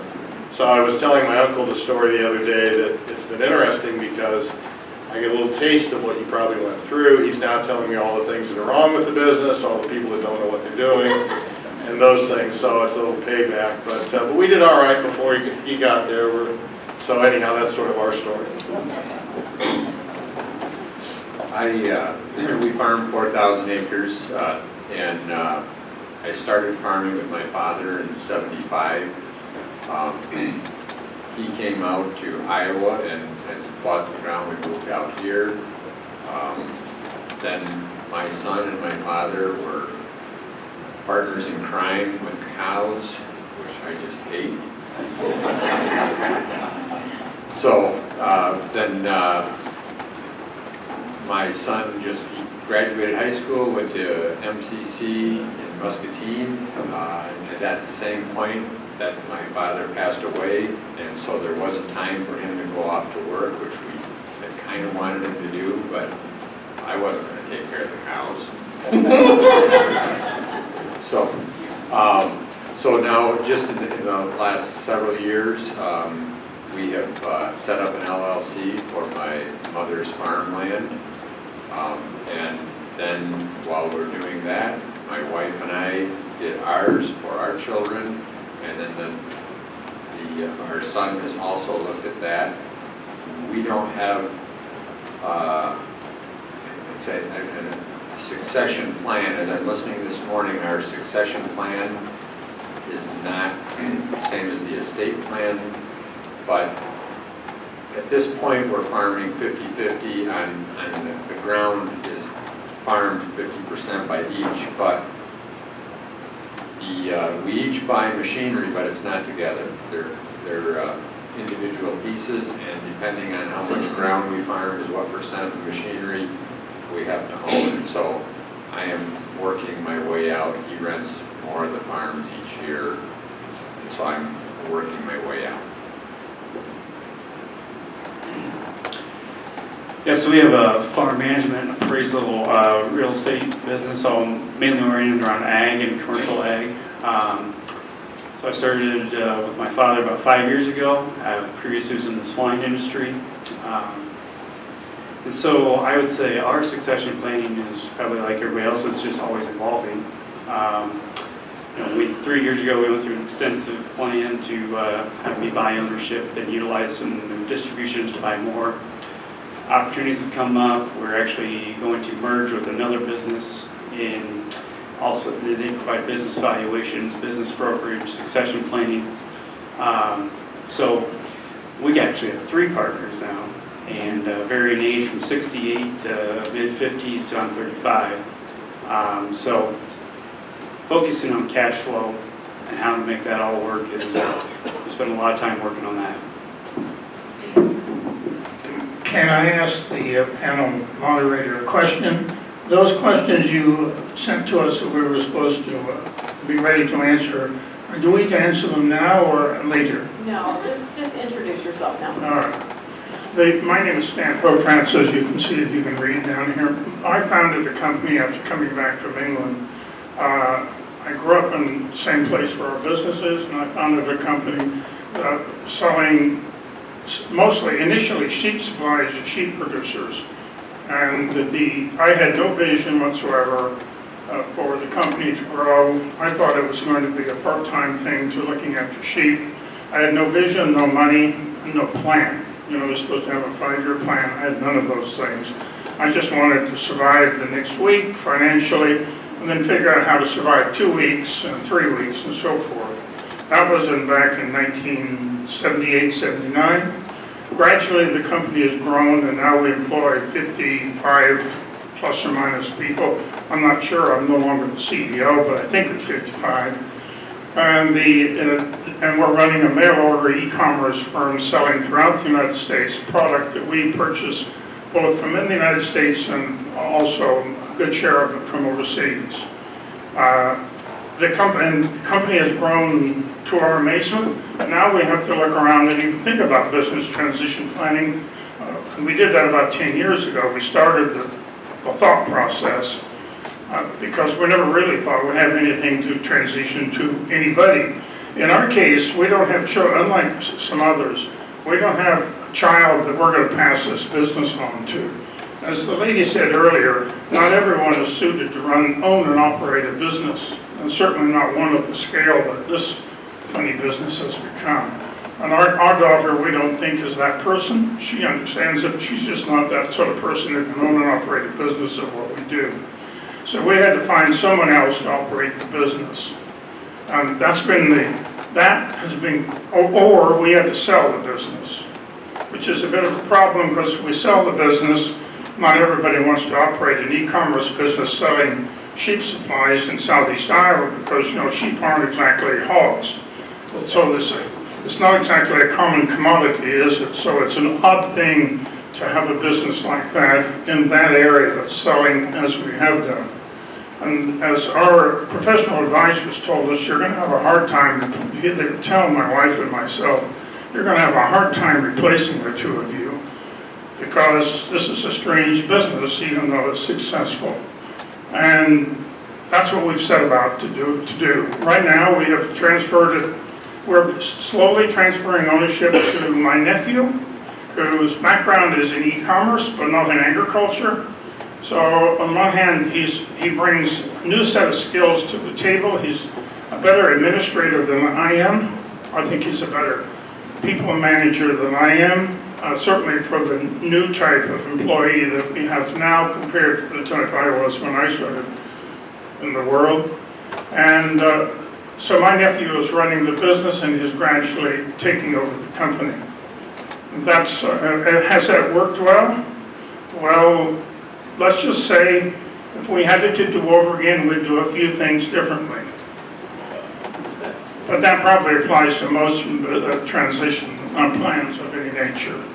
But so far, we have been the core that has made it work for us is we've been very fortunate to find a person to take it over in the role of my nephew, who has exactly our values, our beliefs, our understanding of how employees, customers, and suppliers should be treated.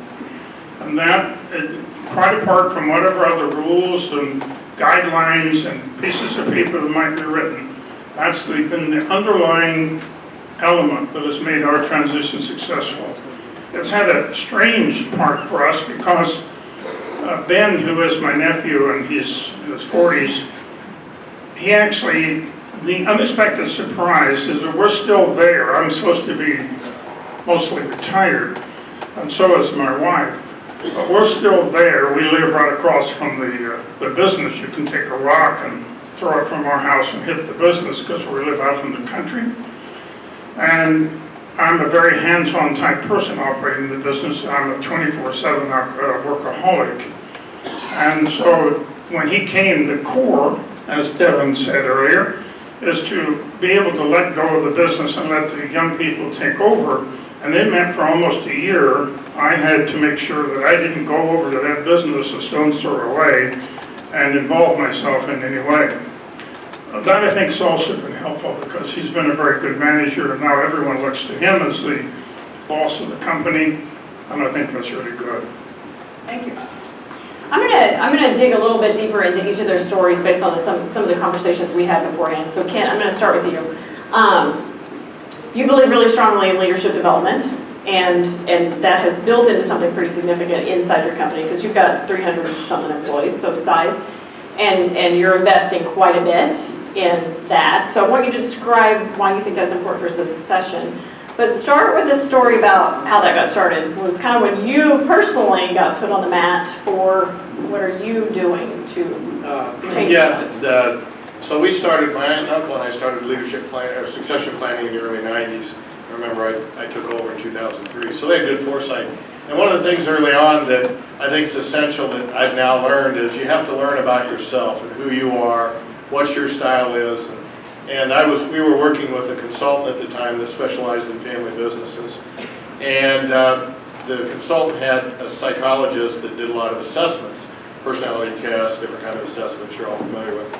And I came from a bad construction, and part of how you used to be successful in construction, was right at my personality type, which is called a field marshal. And probably like a lot of you, know. Anybody a field marshal? Yeah, I have a hunch there's a lot of those in this room. And so this woman was consulting me, and I was kind of proud of that. You know, that's pretty cool. I spent 4 years in college athletics and had a lot of success. So she said to me, she said, okay, I'll bet, you know, if you're a field marshal, you'll take that hill. Oh, you bet I'll take that hill. I'll bet if you have to walk over a lot of people to take that hill or spend people up, you'll take that hill. Oh, absolutely, I'll get to the top of the hill. She looked at me and she said, what about the next hill? It's like, you didn't tell me about a next hill. That's baloney. So what I really learned there was to, all right, now I really have to start to think about people, not just wearing them out. I had to start to think about how I changed my leadership style pretty dramatically. We have a couple people in our company that were around about this time and are still around. And you know, today I'm a very different kind of leader than I was then. And so now we've incorporated that in how we work in our leadership development process, and I love this kind of stuff, so it's a passion of mine. And what we do is we teach our leaders how they learn about themselves, who they are, because we only trust someone to lead to the extent they trust themselves. And so you have to learn a lot about yourself, how you react in situations to earn the trust of people that work for you. And that becomes the backbone, and so we do, you know, that becomes the basis of how we train everybody. And we worked a lot on, we have 4 officers in our holding company, and we worked a lot on, in our largest company, Estes, has 7 different directors in it, which is 1 level below, how we're developing them and other people below them, because it's fueled our growth. And we make a big investment in that, but it's paid off. And over the last 15 years, we've grown the company about 15-fold. So, and still maintain some pretty high performance. So we're not growth driven, we want to perform, but it's that leadership. My story there is it's that leadership development that continues to fuel that growth. So how comfortable are you if something happened to you tomorrow? Who runs the business? Well, we have a little red truck plan, if I get hit by the little red truck. Our CFO, who's really our COO, we've worked together a long time, she's been with the company 30 years. She's in her early 50s, so there's a contingency plan. She'd take the business, so she'd be the COO. We have an advisory group that would be in place, and then we develop a plan from there. So it's very well structured. I mean, it's written down and. It's written down, there's insurance in place that'll provide liquidity, because I have it's a pretty significant business, so I don't want the business, and construction is not, the last thing you want to start doing is pulling, like many of your farms, we're asset rich, a lot of money in the business. Last thing you want to do is start to have to pull money out of the business to create the ability to transfer the ownership of this. And so we have an insurance program in place that creates that liquidity. Okay. So you mentioned that your son has recently joined about a year ago, right? And so any lessons learned so far? Oh, every day. Every day. He came from a pretty high-paced job in Chicago, and he was going around literally the world putting on these corporate events.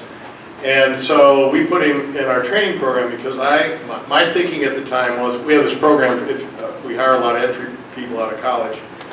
And I said, he's got to go in that. I told both kids that when we were recruiting them, that no matter when they came to the company, they'd have to go through that program. It's about a 3-year program. So we put him in that, and at the end of the first year, he was miserable. And it was too slow for him. It was pretty mundane. So one of the lessons is, we're now adapting that to something that's more his speed. And in fact, the whole program we're doing that with. So we created a program for him that's more his speed. We're trying to get him more engaged at a higher level. He does not report to me. He reports now to one of our other shareholders who's very good with people as well.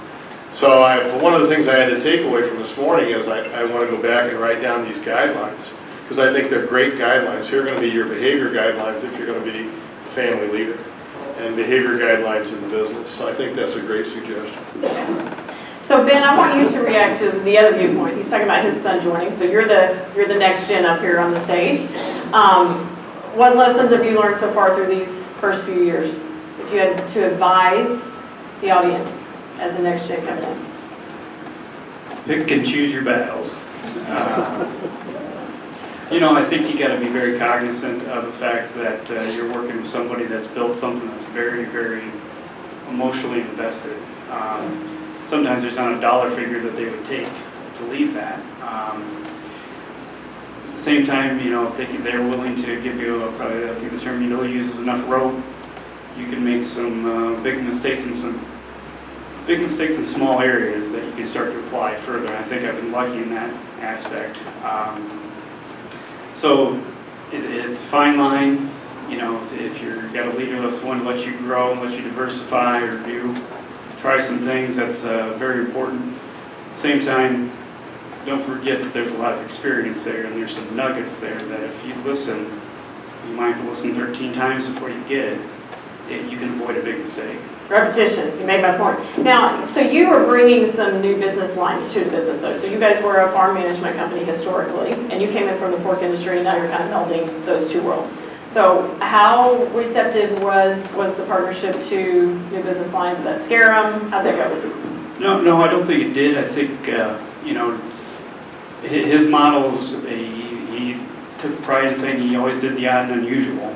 So, we're much smaller than some of our competitors, so we're more of a knowledge-based, referral-based, and so if we can continue to diversify and add talent and add knowledge in these areas, he was very receptive to that.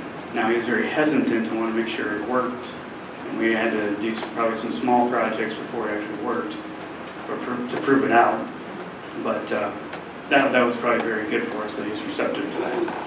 One of the challenges we often see folks when they're recruiting next generations in from a career somewhere else, from Chicago or from your career in the pork industry, is how do you compensate them? Because they may be coming from a business with a much different structure, different economics, to your point in the farm today.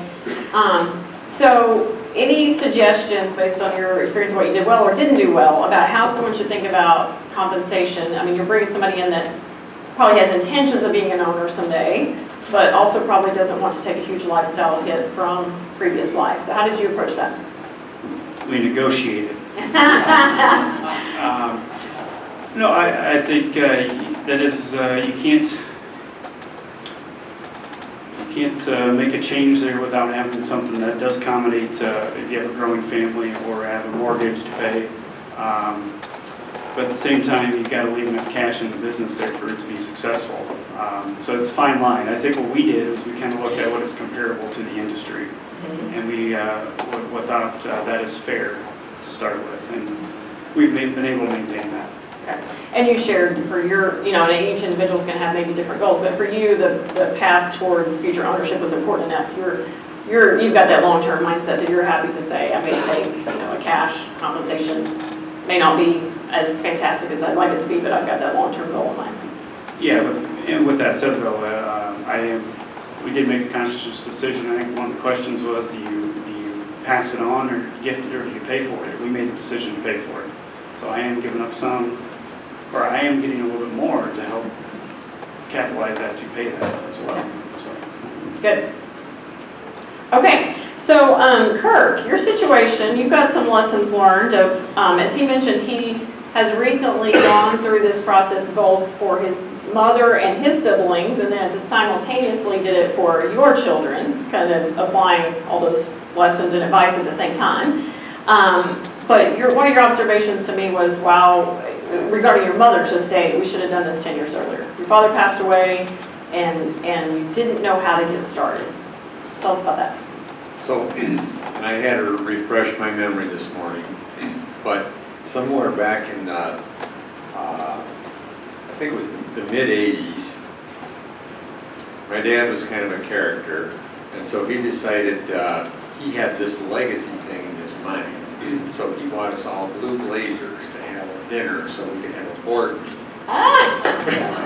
Use that one. So yeah, I kind of forgot about that one. In fact, my mother told me this morning she's got it tape recorded somewhere. So anyway, there was that I'd forgotten about. There was that legacy thing that he had in mind. Then my father passed away of pancreatic cancer in 2000, and so there was kind of a, we knew maybe something should be done, but my father was also very frugal, and so you don't spend a lot of money on lawyers. So when he passed away, us three boys got his half, but it was in undivided shares, which we didn't realize was a bad thing, but the lawyer that we were using kept my dad from doing a lot of stupid things. So we trusted him, it just wasn't his thing. Then it took my mother about 5 years to get over his passing, and then she starts bugging me, we gotta do something about planning, we gotta get this figured out. And I'm like, yeah, I know, but I don't know who to go see. Probably some of you know Jolene Brown. We did some work with her, saw some seminars with her. Then, I don't know, 5 or 6 years ago, I was referred here by a friend to Hills Bank, and Tim looked at our situation and he says, man, your family's done a good job putting things together, but you have a possible train wreck coming here. You better get this figured out. Well, he could point me to exactly who I needed to go to. And so my mother's like, great, this is what I've been looking for, and so that was, so then we went to Steve Bohr, and then he sent us to Travis Schroeder to do the lawyer work for it. And in hindsight, so it's great that it's done, but I'm afraid it's as much work as you think it is. And it never ends. But it's extremely necessary. And so I have two brothers. One thinks a lot like me, is very easy to get along with, and has helped me farm a lot over the years. The other one, get along with well, but he just never was interested in the farm. And anyone that's not in farming cannot understand why we do the things we do. Why do we put these large amounts of money and put them somewhere where you can't use them to go to Europe or something? So, anyway, the operating agreement we have, when something happens, now it's spelled out plainly, who can buy, if someone wants to sell, and what all the rules are. So hopefully we've got the disagreements over with at this point. Talk a little bit about, I lectured on communication, talk, and your experiences, your mom tried to, as she was making some of those decisions, did try to involve the family. And you have some reflections of like, maybe it should have been phased, of what's the right balance between the individual making decisions about their estate versus soliciting input? So we knew that I have a sister-in-law that was going to be a problem. And There you go. I wasn't going to say that. And I have a brother that will not argue with anyone. And so that defaults to the sister-in-law. So my mother and I were instructed explicitly by my father, do not let spouses in on negotiations. And my mother and I both thought we knew better. Thought, well, if we explain this correctly, everyone will be on the same page, and she will still get to have a relationship with her son. That was wrong. So then I thought, oh man, we should have done it the way my dad said. Well, I talked to Devon a little bit, and so then talking to my mother this morning, we think what should have happened is, because she knew how she wanted it to be. This was not a question in her mind. She was trying to get them to see her point of view. She should have said, this is what I want to happen, this is how it's going to be. And maybe after three of us boys and her had things set up, then it's fine to share it with everyone what was going to happen. But in the meantime, they got in and caused trouble. And I also made the mistake of trying to be the buffer between my mother and my sister-in-law so that my mother could have a relationship with her son. And so then the sister-in-law, was certain that I was trying to steal the estate. So just bad consequences happened there. I mean, we still speak, but things could have been done a lot better. So you're, as I said, it depends on your situation, and there's maybe stages of communication. So my takeaway after we talked about this was, if you edged over again, you kind of have two phases. You'd have mom make decision phase, and then you would have the education phase. So not sweep it under the rug and not tell her anything, because yeah, she's going to assume something, Yes. but have segmented those differently for your situation. Hindsight is 20/20, right? So. Okay, so Stan, one of your takeaways is keep it simple. Tell us about that. I'm sorry, my takeaways is what? One of your takeaways am I on? Yes, one of your takeaways going through this process is you wish you had kept things simpler in some of your legal agreements. Tell us about that.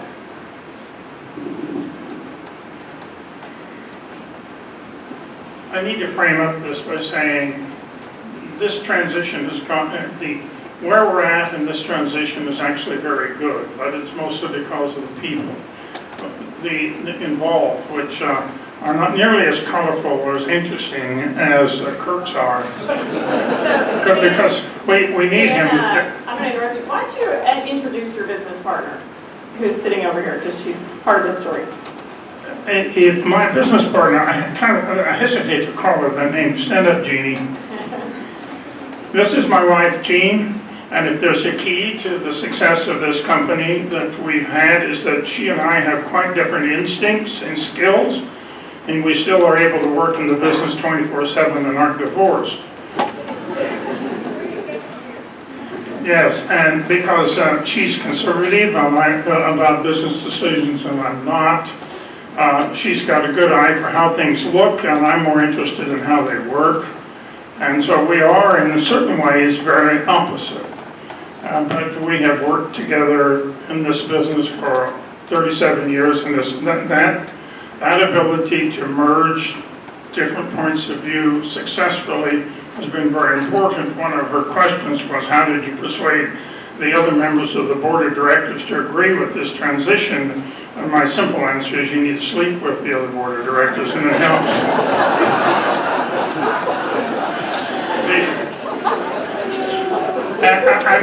Devon said earlier that some people want to avoid thinking about death and the future, and she's like that. She really, I was prepared to start thinking about the reality of, we need to start thinking about transition 10 or 11 years ago, and she kept telling me, no, we don't need to, no, you are morbid, why are you thinking about this? And so it went. So we've been working on this transition for 10 years, in the sense that I began thinking about it, and we've made many mistakes. One of the mistakes, as she said, is communication. It's a good idea to talk to your employees, but sometimes it's a good idea not to say things to them you shouldn't. And my wife is a private person who would rather not share any information about the company, and I'm a public person who would rather share more things than I should. And this has caused some problems because, what I'm thinking, I'm sharing with my employees. If I'm thinking about maybe we should look at an ESOP, I talk to them about an ESOP. Well, these people get all excited about we're going to have an ESOP, and all I did was start thinking about it out loud. So in this transition, some mistake I would tell you that I made really, let's be quite clear, is that we talked to people out loud before we should have, that were key employees in the company. Remember, we were looking for somebody to take over this company, or we were going to sell it. And we were looking at our key employees to see whether they would be able to do that. I assumed they could. My wife and some of our business advisors said, I'm not so sure. You should think longer about that. But foolishly, I went ahead and started talking to them about an ownership plan of some nature with them. In the end, we've concluded, as you heard this morning, not everyone has the mentality to be an owner. Some of our best employees who can understand financials and the things of that nature about the company are also ones that didn't want to exhibit their willingness to sacrifice for the company. In other words, when the chips are down and the company needed somebody there to get through a current crisis, they would rather go off to the football game and watch their son play. When the company needed somebody there. And we had other employees who were willing to work for the company and do, whenever the need was there, they would show up. But they didn't have the ability to understand the broad scope of the financial trends and issues in front of the company. So in the end, we concluded we had no employee who could take over this company, which is why we ultimately went outside and said, if we can't find someone to run the company, we're going to sell it. And if we sold it, it was probably going to get moved out of this area because those logical buyers are from offshore. But that means overseas, sorry. Maybe I spent some time in England and I used different words occasionally. But the transition now is working well, but I will say we have two excellent advisors, attorney and accountants, both of them who came to us. We have the same gentleman mentioned earlier, Tim Smith of Hills Bank. And we have a decent agreement, but in that agreement, one of the things that wasn't written in was the ability to modify it when we began to see it needed to be changed. And the agreement is the operating agreement for the LLC is far more complex than, in hindsight, I think it should have been. And even the three owners, myself and the lady, my wife Jeannie, who just introduced to you, and the CEO, my nephew Ben, we're 3 years along and we've suddenly discovered that we don't really understand how this agreement was supposed to work. Which is a little alarming. Now, to be fair to us, we're not quite as thick as that might make us appear. All of this transition was taking place in the midst of a really ugly lawsuit against the company that an ex-employee brought against us. And our brains weren't really focused on the details of the transition, so we didn't really absorb it. On the other hand, I slightly fault our advisors for not saying, these people need this repeated to them many times, because we only about 2 or 3 months ago figured out that we really didn't understand what we were supposed to be doing to make this work. It was working despite the agreement, if you like, because of the particular ability of the individuals to mesh with one another.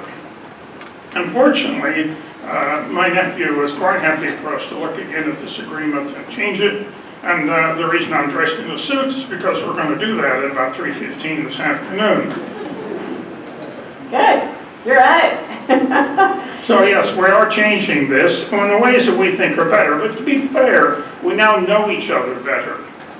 And the other side, the incoming generation, the new generation, knows the company better because Ben wasn't in the company 4 years ago.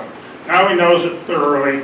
We know each other thoroughly, and it's now time to modify it. So your comment that she said earlier, this whole succession change transition is a process, couldn't be more accurate. So not one and done, and repetition. So yeah, even for you as the very knowledgeable business owner, these are complex legal documents, and you should expect that everyone is going to need repetition, hear it over and over to get to a full understanding. We see that all the time. Absolutely true. And we're happy about what's occurred, no question about it. But that agreement needed to be allowed to make changes, and that's what we're about. That's what we're setting about doing. We'll ultimately, I think, we expect the new generation, my CEO, to own the company, certainly the majority stake in it. Remember, we have a slightly different, there's the old saying that there's two things that are sure of, death and taxes. Well, everything that we're discussing this morning has to do with both death and taxes, doesn't it? It has to do with the death of dying or soon becoming death. That's why you're thinking about a transition. And taxes, in our instance, have to do with what can we do to avoid estate taxes having a negative impact on the company, federal estate taxes. And two, because in our case it's not a child, we have to deal with Iowa inheritance taxes, which are, as you know, about 15%, beginning with almost so close to the first dollar as to make no difference. So if we pass on the value of this company to our nephew, he's going to pay 15%. That's going to be 15% out of the cash flow of the company, and that's going to make a big difference to the company, quite apart from federal estate taxes. So in our case, that phrase, death and taxes, is all about transition planning and how to make the complexity of that work, which is why you need some very good advisors. I'm happy with the advisors we've got. We have no plans to change them. It's just that we didn't catch what they were trying to teach us, and they made it a little more complex than we might have wanted. Some of them, in part because some of them thought, I happen to think sometimes advisors, they like complexity because it's different than having to, if you're advising everybody the same thing every time, they're clever people, they get bored. And along comes some different company, a mail order company selling to sheep producers all across the United States, and this is a new and kind of different thing. Maybe we can come up with a new plan for them. And it was pretty clever. It was so clever we didn't understand it. Steve, that's a great segue into the advisors. Ben, I want you to talk about, all of you had told me stories about how critical that advisory team was, and oftentimes one person might have been the catalyst to get you started. So I'm going to start with you, Ben, but I think Kirk and maybe all of you have some thoughts to share there. Tell us what's important about having the right advisory team. How do you find them? How do you manage them well?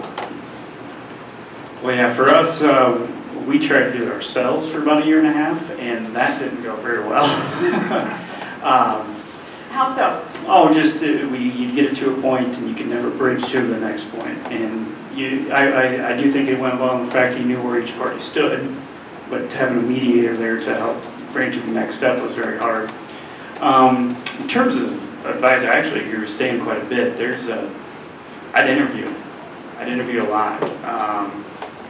An attorney and an accountant are very good, but they're also can make things a lot more difficult than they really need to be, and let alone reading an operating agreement is very hard. A lot of legalese in that. So we actually interviewed 2 or 3, and one we ended up working with, who is going to become our business partner.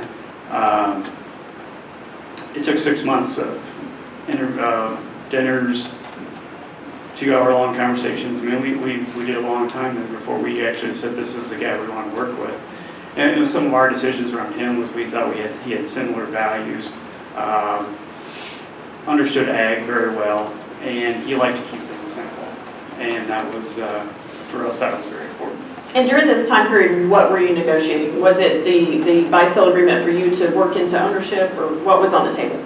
Yeah, I think a few things. One, yeah, the buy-sell, and he was good in the fact that, I think when you go through this, a lot of these questions are around how you're going to bring somebody in equitably, and how you can make sure the business can profit on the back end. So he was very good about analyzing what do we have, what is it worth, what could we get to from a third party, and then, okay, so if we think it's worth that, how are we going to bring Ben into this, myself into this, at a fair price and make it so the business is profitable. It can be very viable on the back end. That was the third thing that was very important, was we didn't want to just grow a business that similar services and then we just have the same business. What's going to be different for us in the future there? Yeah. So Kirk, you talked about the catalyst, that Tim was the catalyst that connected you to those right advisors. And I think that's often what we see is somebody's catalyst and has the network to get you to the right place. Yes, that's, like I said, we had to start with Jolene Brown, and possibly if I had thought to ask her for some guidance, I don't know if she knew the connections, but it didn't occur to us to ask. The circle of people that we were in, where the lawyer was doing land deals, we didn't have any history or family history in this, didn't know where to turn. And so when I came to Hills and Tim looks the stuff over and says, well, you need to take care of these things, and I have some people that will be a really good fit for you. Go talk to them, which we did have. The first advisor came out and had an informal meeting at our house with our whole family. And everything that he said was agreeable to my mother. And then he had a law firm in Cedar Rapids that he also did a lot of work with. He said, I have this fella that I think will work well for you, which has worked well for us. So we have ones in Lisbon, ones in Cedar Rapids. We're close. My daughter-in-law actually keeps track of all of this stuff, and so she makes the contacts with them to help keep everything straight. So she's the quarterback. I call that being the quarterback on your team. She's the point of contact that's keeping all the pieces moving. Definitely, yep. So I try and be in the office one day a week for just a couple hours with her to communicate what happened out there, and she wants to know, what is this bill for? And then she says, generally, what do you want to happen with this, or this? She's got questions. I tell her what I think I want to happen, and then she calls and says, is this what needs to happen? And if it is, she makes it happen. So I'm going to shift gears a little bit from the advisory. Kent, what is your own transition plan? Well, mine took me a little while to put together, but over about a 2 or 3 year period. And right now, I'm 60 years old. I just turned 60 this fall. So, and I'm pretty healthy. So my goal is, within 2 years, by the end of 2020, we have a key team of younger people at this director level. And I'm committed to sell up to 20% of our holding company to them. I don't know if they'll have the capacity. I think they have the interest. We have some ideas how we'll work that out. I haven't presented, they get to look at all of that. We're pretty transparent. So then I'll see how my kids do. If as they're in the business, how will they do? Do they have the interest and the capability to be able to run the business? And a lot of that is, will depend on how well they earn their way into that. And so my next step is then 10 years after that, so that would be 12 years from now, then I'll think about how I transition the majority of that. So I'll be 72 years old.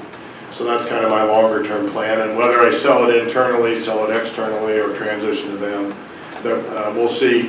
I don't mean to infer that I'm going to wait till year 10 to make that decision. I'm not. We'll see how it evolves the first 3 or 4 years and how they're doing. And our son now, our oldest son that's in the business, I'm starting to get him some exposure across these other companies too. So that's fairly unusual. I mean, I commend you for that, to have that concrete of a plan, to be able to say, hey, in 2023 years from now, I have committed to selling 20%.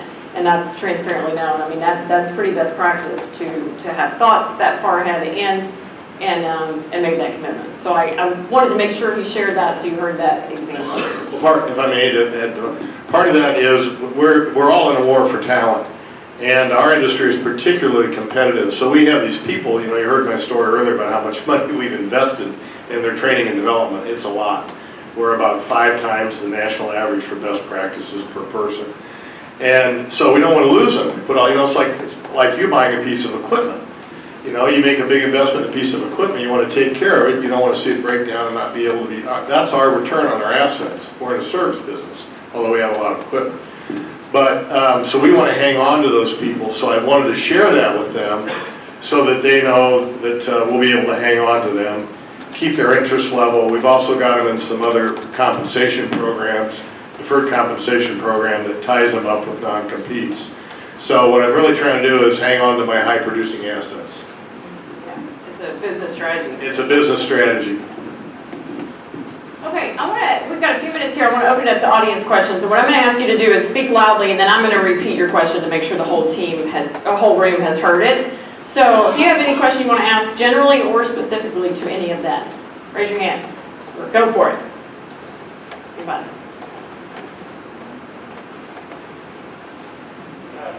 Yes. Panel, how do you address non-communicator? Does it apply to emails? Does it some other back? And then just basically avoids public meetings. So this is a co-owner or a, okay. Okay, so the question was, how do you address a non-communicator? So a co-owner or family member that just won't respond to emails, won't come to the meeting, won't engage in this process? I hand it to her. My first thought is, I have a brand new business partner that is that guy. And I want to ask that question.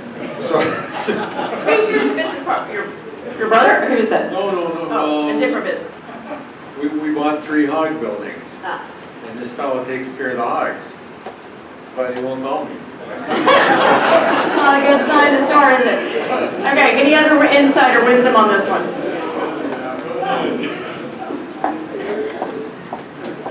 Okay, I guess I'll take a shot. I don't know. Anyone? Maybe I'll switch gears and give you the opposite of that, which is, Devon mentioned conflict. Don't be afraid of conflict. And what we say in our company is conflict does not mean confrontation. So, you can disagree and have conflict, but you don't have to be confronted with people and argue and have it create drama. So we promote that among our leadership team, and that, we want to have that. We actually want to have those different perspectives. Now, families are unique, right? Because there's a lot of baggage there that's been developed over the years. So most of this example I'm telling you is with non-family members. So it's a little different. We don't have that baggage. But I think that's the other side. I wish I could give you some advice. But the other side of that is, embrace the conflict, make sure it's not confrontive and disruptive. I mean, we talk about trying to help people understand what's the cost of doing nothing. I mean, there is a cost of doing nothing. So, if we do nothing about estate planning or succession planning, we put the business at risk. We may put family relationships at risk once someone does die, and the glue that held us all together is gone. Or we could end up in litigation someone asked about earlier that costs a heck of a lot of money and tears your family apart. So, just if there's a way to reframe it of, I'm not sure what fear is, or what makes you uncomfortable about engaging in this, but have you thought about what the cost of not engaging in this? Or maybe for that individual, it's, hey, you're going to have no influence, and these decisions are going to get made one way or another. The other suggestion is think about who's approaching them. I mean, would it feel different to them if it was a third-party facilitator or if it was a different family member? I mean, there's something emotionally keeping them from engaging, so you got to try a different door, I think. But it's a tough one. Any other questions?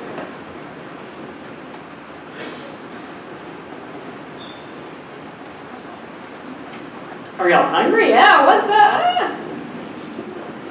No questions? Yep.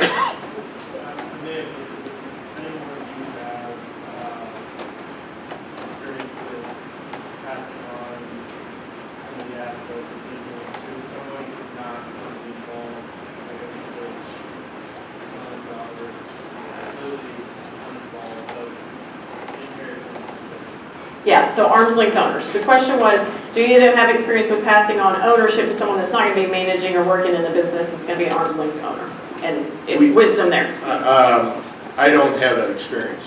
I'm on the board of directors of a friend of mine who has a very large security business. There are 3 outsiders, and he has 7 children, 2 in the business. And this guy is a rigorous planner. I mean, this company has 2,500 employees, so it's a big company, right? But he's thought thoroughly about that and tried to provide, it's the question you pointed out earlier about what's fair versus equal. And it's, and he's still thinking through how he can keep somebody as a representative on their board who's a shareholder but isn't involved in what some of those limitations are. And Devon, I think you probably tell him, if you're going to do that, outline what the responsibilities are, the roles. I asked a couple of his advisors, who you'd all recognize these advisors that are well-respected people, if they've ever seen any great outcomes of that situation, in other words, where non-family members were shareholders in a business that didn't have friction.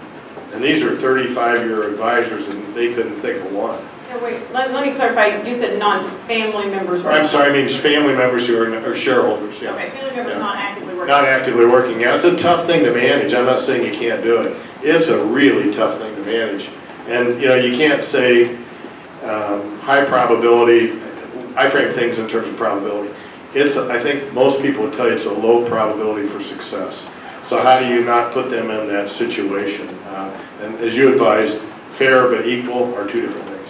And I'm gonna be devil's advocate a little bit. I think in our circles in agriculture, and maybe in the size of businesses in this room, we don't see that as often, or we don't see those shining examples on the hill. But it works. I mean, I'm involved professionally. There's a magazine called Family Business Magazine. I'd encourage you to subscribe to it. It's really cheap. And it's a network of really large, I mean, not all large, but what I'm getting around to saying is they host these 3 conferences every year that I go to regularly with clients. And it's families getting together to talk to families. And there's numerous examples in those conferences of some sizable companies, probably some that you don't realize are family owned, honestly. I mean, names that you do business with every day that are family owned, that have professional management teams. And so that's where you get into the piece I talked about earlier. The governance is so important, and you've got to train those people to be good owners. So to be a good owner, I've got to make wise choices about electing a good board of directors of independents, and maybe some owners on the board as well to manage the company. So I agree with you, it is tough. It is a huge investment in education and process, but it's doable, and there's examples out there. You better be committed to that path if that's the path you go down. And Stan, you were gonna, yeah, go ahead. I think one of the things that I think a gentleman talked about earlier, you got some real estate, you got an operating business. There's some beautiful ways you can do that when you have that situation where maybe one passes through the estate and you can take care of inheritance that way. You got some life insurance policies in place that maybe you could buy out a business partner or something like that. We see it quite a bit when we do an appraisal. You know, you do an appraisal a lot of times because there might be a conflict. And sometimes one of us, times you don't get hired is because they have that figured out where it either rolls in or rolls out. And I think you got to think about it differently with an operating business versus real estate. We have that situation virtually coming up very soon because, as you may recall, my daughter isn't going to be operating the core business that we do. We have about 3 corporations, but there is the core one that makes the most money. My nephew is operating that, but in this situation, she will be a minority owner and will be sitting on the outside in terms of running the company. But the really good part is that these 2 people have had a good personal relationship before this ever started. They maintained it. she's confident that having my nephew run the company is going to produce better value for her than if she was running the company or some of the CEO is. So in this case, it was core to who the people are. Do the people have the same values? Do the people have the same interests? And in our case, they do. One more question, we got time. Anybody or any question? Yes. For anybody, but you work with a lot of younger, I work with a lot of the younger generation. So you work with Tim Smith and I work with the kids. But what would you say, or what would any of you say to the next generation to approach the current generation if the current generation is not doing anything about succession? Okay, so the question was, what advice do you have to the next generation of how to approach the senior generation if they're not doing anything about succession planning? How do you get them started? What can the next generation do to help get it started? Is that fair?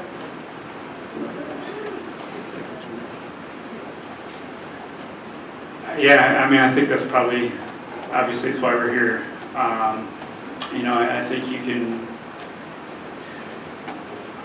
there's advisors, there's people that can all relate. A lot of times advisors are doing these roles because they went through a bad family situation themselves or had success in that area. I think that's probably where I'd start reaching out to. You got to start looking outside of just your internal team. I'd echo that. I think, it's trying to set the pieces up on the chessboard and sometimes not to go directly to the parents or whatever the senior generation is, but talk to the key trusted advisors, ask them how to approach it, how they could approach it, or how you should approach it. Sometimes, that'd be my suggestion to them.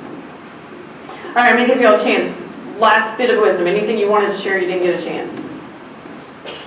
Words of wisdom to your peers. Tell your kids what you want to happen, how you want things split up, put it on paper. I have another lawyer friend, and says, these ladies will tell everyone in card club, everyone they have dinner with, what's going to happen, but they won't tell their kids. So just tell everybody what's going to happen. Your dad told you need to. Your dad told you didn't listen.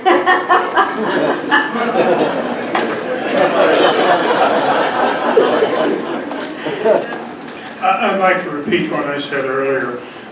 You need so urgently to bear in mind that you really must get on with this soon, because there's nothing so sure as death and taxes. I'm 73 now, and I seem to be attending an awful lot of funerals of people my age and younger.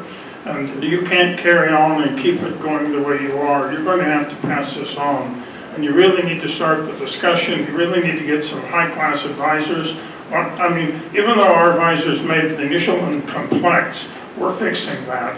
But we have got I have learned over the years of doing business that an expensive accountant is generally worth it. An expensive attorney is probably worth it. And if you're not sure about what the advice they're given, just consider them like doctors. Go get a second opinion so you're confident that you've got good advice. But go see them and get on with making it the transition. Amen. Okay, Ken's got one last thing. Just quickly, I think talk to the people that have been in this situation before you. And they'll give you great advice. That's part of what the Antenna Hills was today. Is we've all been there, and this is a big job. It's daunting. If it's easier, bring someone like Devon in from the outside to help you think through this and do that. So, but the hard part, as everyone said today, is just get started. So good luck. Thank you all very much for being here. Of these legal agreements and the tax planning that's involved. So there's a lot more resources to come this afternoon. Tara, are we ready for lunch or? Okay, and what time do we start back after lunch? 1 o'clock. So you have a full hour for lunch, so take advantage of that. Talk to the folks at your table, grab these gentlemen. I'm around to visit. Use that time to get started. Thank you. Oh, sorry. About what? I apologize.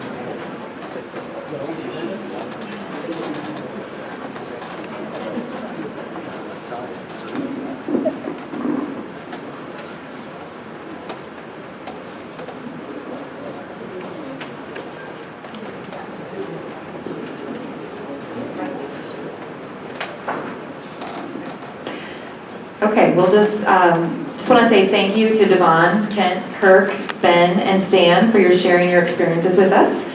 And we will have a buffet line set up in the back of the room and dismiss you by table. So enjoy your meal and good conversation. And 1 o'clock, we'll get started again. I think this is the worst job, is interrupting good conversations, because I think, you know, a lot of good ideas and a lot of networking really come out of these events, and if you don't take anything else home, you take that. So, but a lot of good content today and a lot of good conversations. So, again, we hope everybody enjoyed lunch. Thank you to LJ's for catering. They did a great job as usual. My name is Janelle Johnson, and I work out of our Washington branch doing commercial and ag lending. I get to introduce our next speaker today, who is Travis Schrader. Travis is a member with Simmons, Perrine, Moyer, and Bergman PLC, where he's engaged primarily in estate and wealth transfer planning, probate law, taxation, general business and corporate law, corporate transactions and business counseling, and agricultural law. So quite a repertoire of things that he works on. So please help me welcome Travis.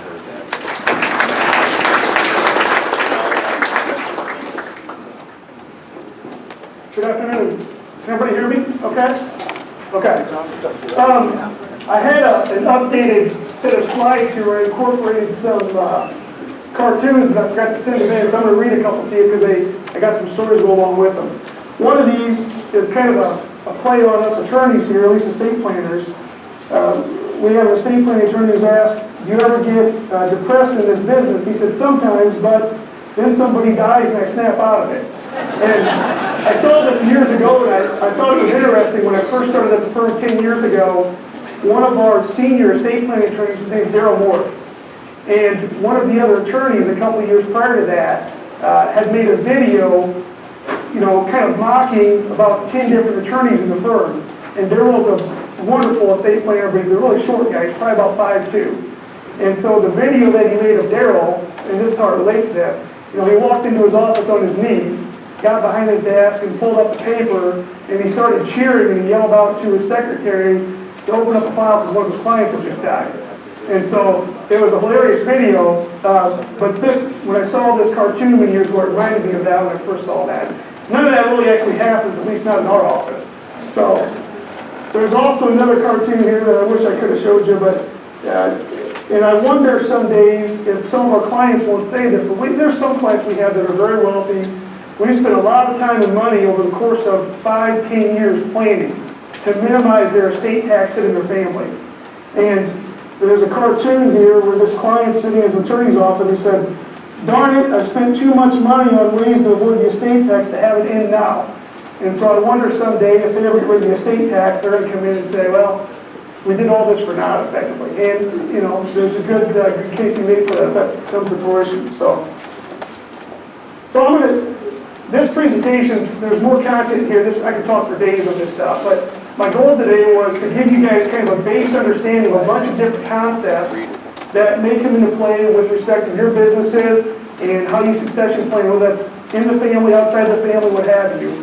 But just introduce you to a bunch of new concepts that you guys can refer back to and take back to your own advisors as you're thinking about estate planning or succession planning. Real quick here, this is just a summary of current federal estate tax laws. And I've been doing this for 10 years. These estate tax exemptions jump around every 2 or 3 years. And it makes it very difficult to plan because we never know what we're planning for. But as of today, each person has really $11.2 million of exemption. They can have $11.2 million of assets, pass them down to the kids tax-free, combined for couples, over $22 million. Now, we know that next year this is already jumping up to $11.4 million because it's adjusted for inflation. And it's going to keep going up every single year. The problem is, as you can see down here in 2026, all this goes away and it reverts back to what it used to be. So the exemptions will be cut in half. And so it makes it very difficult for us to plan, knowing that we only have a 7-year horizon for sure. After that, it's anybody's guess. If Congress extends it, if they let it fall back, we don't know. But that's where we're at today. Just a couple other notes here. This is a summary of a bunch of different tax current tax laws that many at least be aware of. Number one, Iowa doesn't have an estate tax per se. What it has is an Iowa inheritance tax. And so if you have a spouse or children or grandchildren, Iowa doesn't tax you. But if you don't, and I have a lot of clients who are very wealthy, who aren't married, and don't have any children, and don't have grandchildren, then the state wants to come in and tax you on what you leave to siblings, on what you leave to nieces and nephews, or other people. And that tax rate jumps between 10 and 15% depending on who you leave it to. And so it doesn't make any sense to me why they have this. They're penalizing people who don't have families, but that's currently what they have. And that applies for what you leave people at death who are not your children, grandchildren, or spouse, as well as gifts made within 3 years of death. And so I don't know if any of you are single, but that's another set of taxes you have to be aware of and play around. A couple other notes here.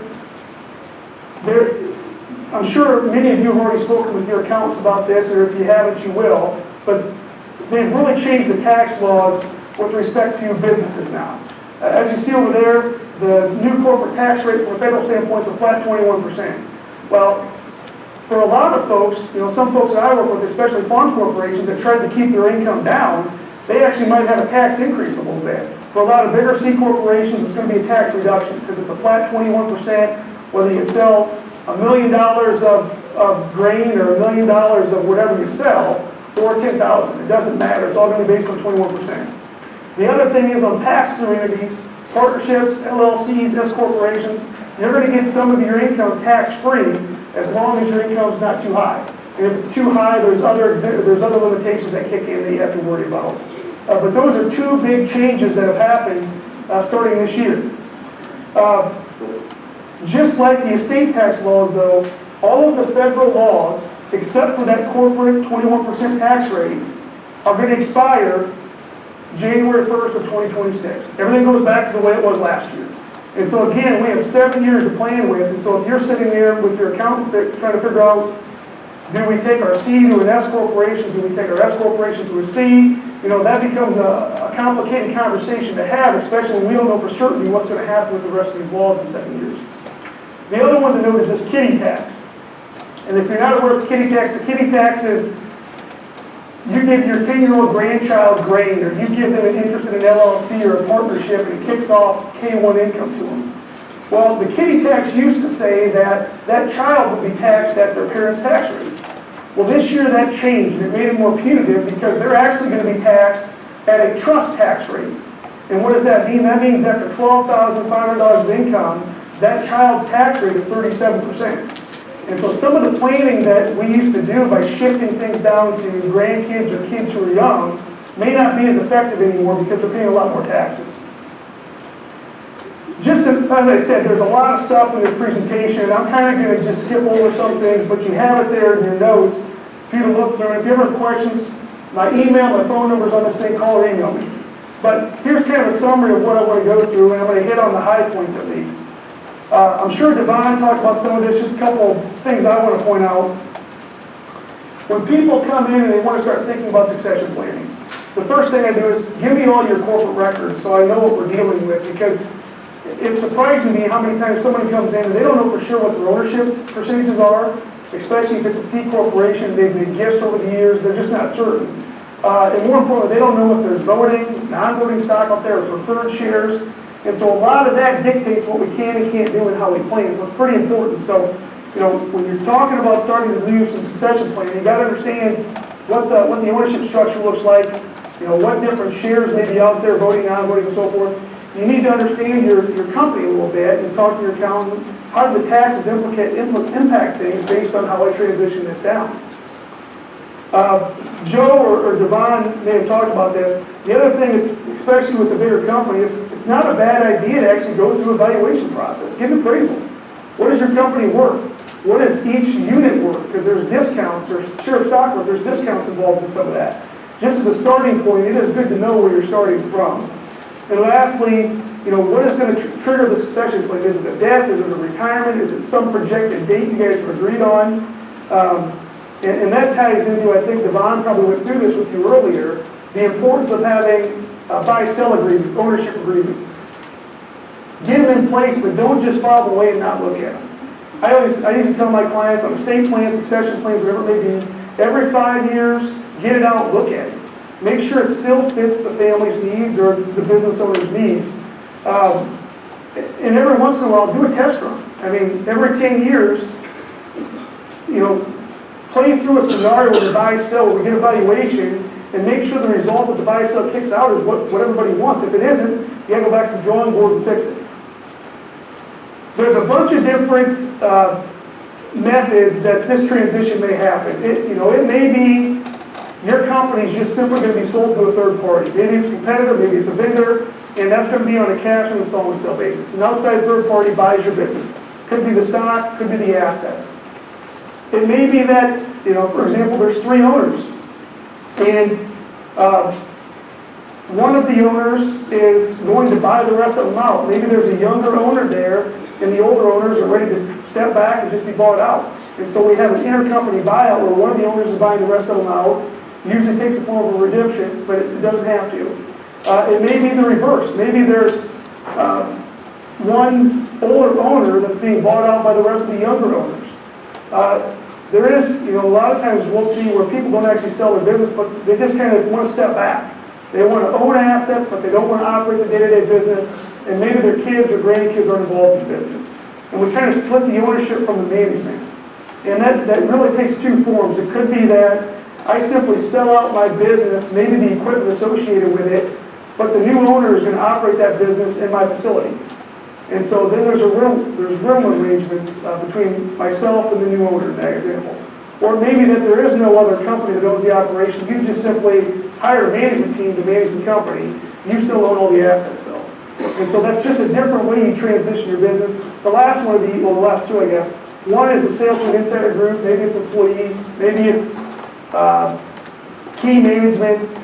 It may be to an ESOP, which I'll touch on just briefly because in most cases an ESOP is not a fit for most companies.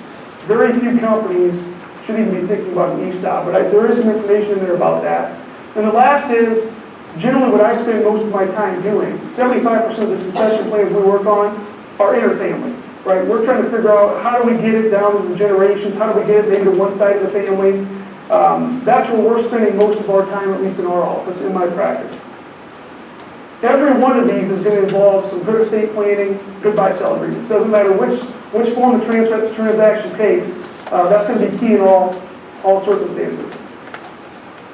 I've got some slides about each one of these. I'm kind of going to skip over them, except I'm going to hit on 2 things. One, where I mentioned the sale to the inside management team, that usually takes 2 different forms. It's kind of a leveraged buyout, we call it, and I'll touch on a few points there. Or it could be, we also call that a bootstrap sale followed by a redemption, or the sale to an ESOP. But as I said, most of our time is spent on interfamily transfers. And quite honestly, they're probably the most difficult to handle because you're dealing with family members, you're dealing with valuation issues. People don't agree on how the company should be valued depending on what side of the fence you're sitting on. You're dealing with issues on how to transition it down. Do I keep ownership, just let them run the business? Do I give ownership to them? Do I sell it? Is there a combination of things? And so you're struggling with that. You're struggling with how to value things. And lastly, you're struggling generally if you only have certain kids in the business and certain that aren't. How do we balance the interest of what the kids are going to inherit? Are we going to put them in business together? If we're not, what are we giving the kids that aren't in the business? And so typically, this form of succession plan is oftentimes the most complicated and takes the most time because there's all these issues to work out that don't exist if you're simply going to sell your business to the competitor, right? You cash out, the kids end up getting cash someday, and it's over and done.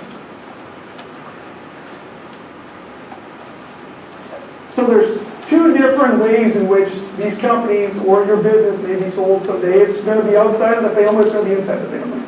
And as I hit on here a couple minutes ago, I'm going to talk about a couple of these things just briefly.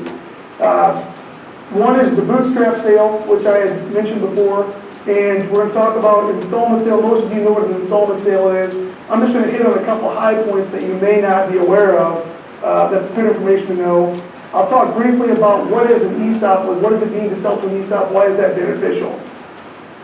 And on an asset sale, I'll talk about an Iowa law that could be beneficial to you as well. But a bootstrap sale redemption is simply where the most common example is You're either selling to an outside third party or you're selling possibly to an employee. And that employee or outside third party just doesn't have the cash flow or assets to actually buy the company. And that's especially true if the company is a C corporation because it's hard to extract cash flow and profits out unless you're going to comp it out to yourself or make a dividend.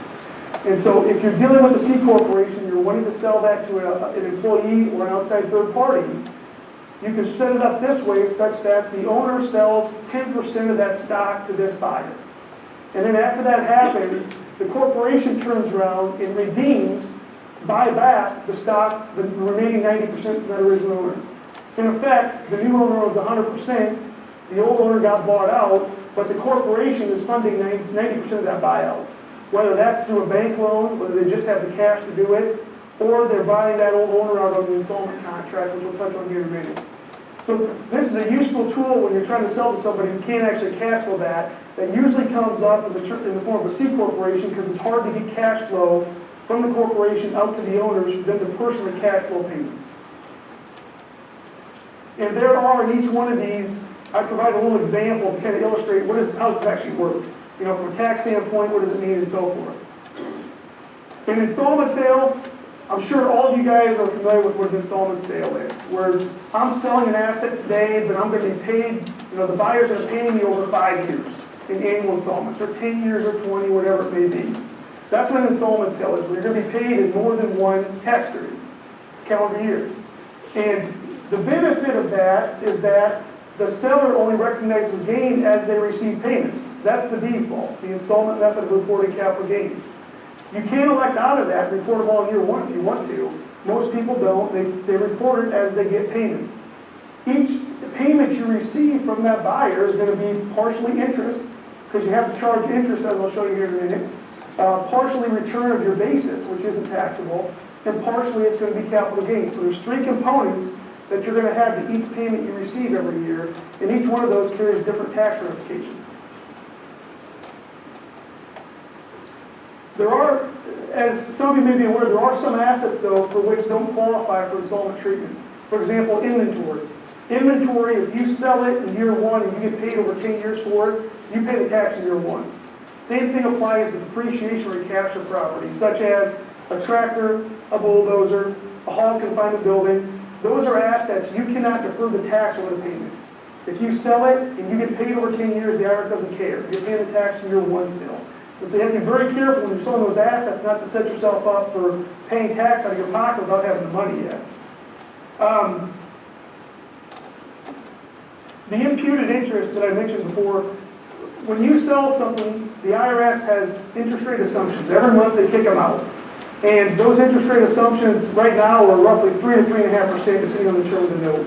And what that means is if you sell something to Joe, and Joe is only going to pay you 2% interest, the IRS is saying, well, you're effectively gifting Joe 1% of that interest, and Joe is paying that back to you. So we're going to tax you like you're still getting 3% interest even though you're not. That's what imputed interest is under the IRS code. And just lastly here, there is a difference between selling corporate stock and selling LLC units taxed as a partnership or selling partnership interest. If you sell corporate stock, whether it's a C corporation or an S corporation, it's capital gain treatment. Doesn't matter what those underlying assets are. But if you're going to sell an LLC taxed as a partnership, or just a partnership if it's set up as that, then you have to look at all the underlying assets because you won't get installment treatment for the underlying assets that are related to receivables and inventory and those depreciation recapture items. And so there is a difference when you're selling different types of entities, how they're treated from a tax standpoint.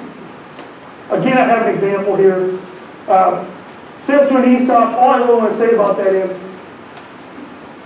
this strategy is very expensive and it's very complex. And so that's why it works for very few companies. And you have to get annual appraisals every year. There's a huge administrative burden from a trustee standpoint, from an attorney standpoint. And so it's very expensive and costly. It's only usually beneficial for companies that are, worth a minimum threshold and that have an internal staff that can actually manage this. But really what this is where the company sets up this trust. And if everything is all qualified, the owner, one of the owners, any of the owners, can sell their stock to this trust that was set up, and they can do so tax-free as long as they reinvest the proceeds into qualified assets. So it's all, you can think of it as a 1031 exchange with Wayne. You're trading in your corporate stock in exchange for going out and investing in other qualified assets, and you never pay gain until you sell those assets. And if you never sell them, you hold them until death, you've effectively gotten out of all the gain, because you're going to get a stepped-up basis at death on those assets. And so that's what an ESOP is. It's very complicated, and I'm not, because it's used in very few circumstances, I'm not going to spend any time on it, but there is information in the example there for you. The last thing here, at least with this section, when you sell assets, Iowa does have this special Iowa capital gains exclusion you should be aware of. And this effectively says, under certain circumstances, the state of Iowa is not going to tax, apply their 90% tax rate to the sale of some assets. And so, for example, if you're a farmer and you've been farming your whole life and you want to sell a piece of real estate to John Smith, that piece of real estate, as long as you've held it for 10 years and you farmed for 10 years, you will not pay any Iowa capital gains on that. Okay, so there is this exclusion that applies when you have an asset sale, whether that's all of the business assets or just a piece of real estate. It does not apply, though, if you're going to sell the stock or if you're going to sell the LLC units or the assets. And so there is a difference there. So we see a lot of what I just talked about are sales when you generally sell to outside parties. If things are being transferred within families, most of the time they take the form of what's in here. It's going to be a gift, right? If it's a lifetime gift, the tax implications I kind of have under each section here. There's no taxable gain on the donor.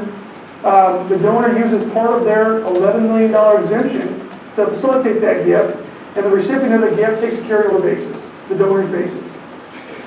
A lot of our clients, may say, well, I don't want to just gift it away, but I don't want to sell it for full value. I want to do what's called a part gift, part sale, or otherwise a bargain sale. Well, that's kind of a combination of number 1 and number 3 there. You're going to have to use some exemption on the gift portion. So if you have a piece of real estate worth $1 million and you only sell it for $500,000, well, what you've done is you've made a $500,000 gift and you've made a $500,000 sale. And so you'll have to use up $500,000 of your exemption on the gift portion, and then calculate whether or not you have any gain on the $500,000 that you sold. And so you may or may not, depending on what your basis is. The third thing is you just sell it for full value, right? If it's worth $1 million, you sell it for $1 million. There's no gift there. You calculate what your gain is, and the new buyer, the child, the grandchild, whatever it may be, gets a brand new basis. And if there's depreciable assets, they can start depreciating that. If you hold things, so that these are transfers during life. Okay, if you hold something till death and pass it on to your estate plan, it will get a basis step up. And so you're using your exemption to get it to that person, but they're going to get a brand new basis. And so if they resold it, there won't be gain. If they can start depreciating that asset, they'll get an income tax benefit. And so that's the big difference when it comes to deciding, do you want to part with it during life or hold it till death? Part of it is, do I just want to get it to them quicker? But the other part of it is, is it beneficial to hold it to let my child get a basis step up? And that way they get an income tax benefit. The last one here, when we are dealing with very wealthy families that are far above the exemption, a $50 million client, whatever it may be, these things aren't going to accomplish what we need to accomplish, which is significantly minimizing the state tax exposure. We are oftentimes instead using trusts. And we're having clients gift and or sell to trusts. And there's generally 2 types of trusts we use, and there's just one slide here because I could spend 3 days talking about these things. But one type of trust is what's called a GRAP. And that's just in simple terms, that's where I give $1 million to a trust, and for 10 years, and there's no gift on that, and for 10 years that trust is going to pay me back $1 million plus what the IRS says the interest is that month, which this month is 3.6%. And so I put $1 million in, and for over the next 10 years, at the end of that 10 years, in payments from that trust, I will have gotten back $1 million plus 3.6% growth every year. So what we're trying to accomplish is we're not using any gift tax exemption, but to the extent the asset can generate income or appreciate more than 3.6%, that growth is getting out to the kids after that 10-year term's up. And so just the 3 things I would note: if the person doesn't outlive the term they pick, it's all back in their estate. They're not out of anything, right? Because if they did nothing, they're in the same boat. The other 2 things are, there's 2 ways we kind of leverage that to make it work better.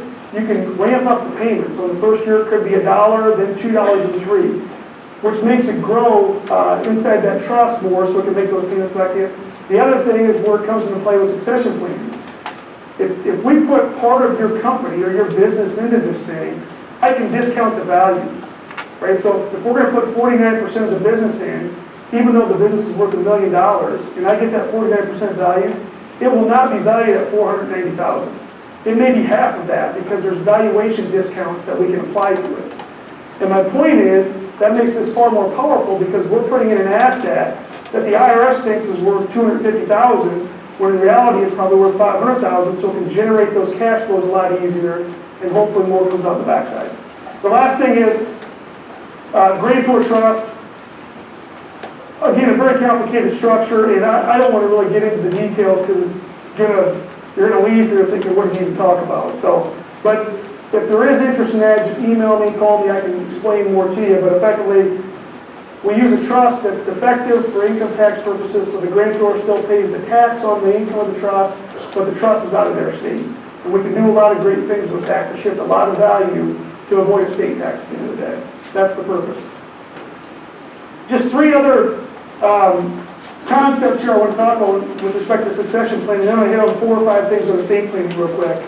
But recapitalizing entities. We do this all the time. I have clients that come in and they say, well, I want to start shifting some of the ownership and value on my kids, but I'm not ready to give up control.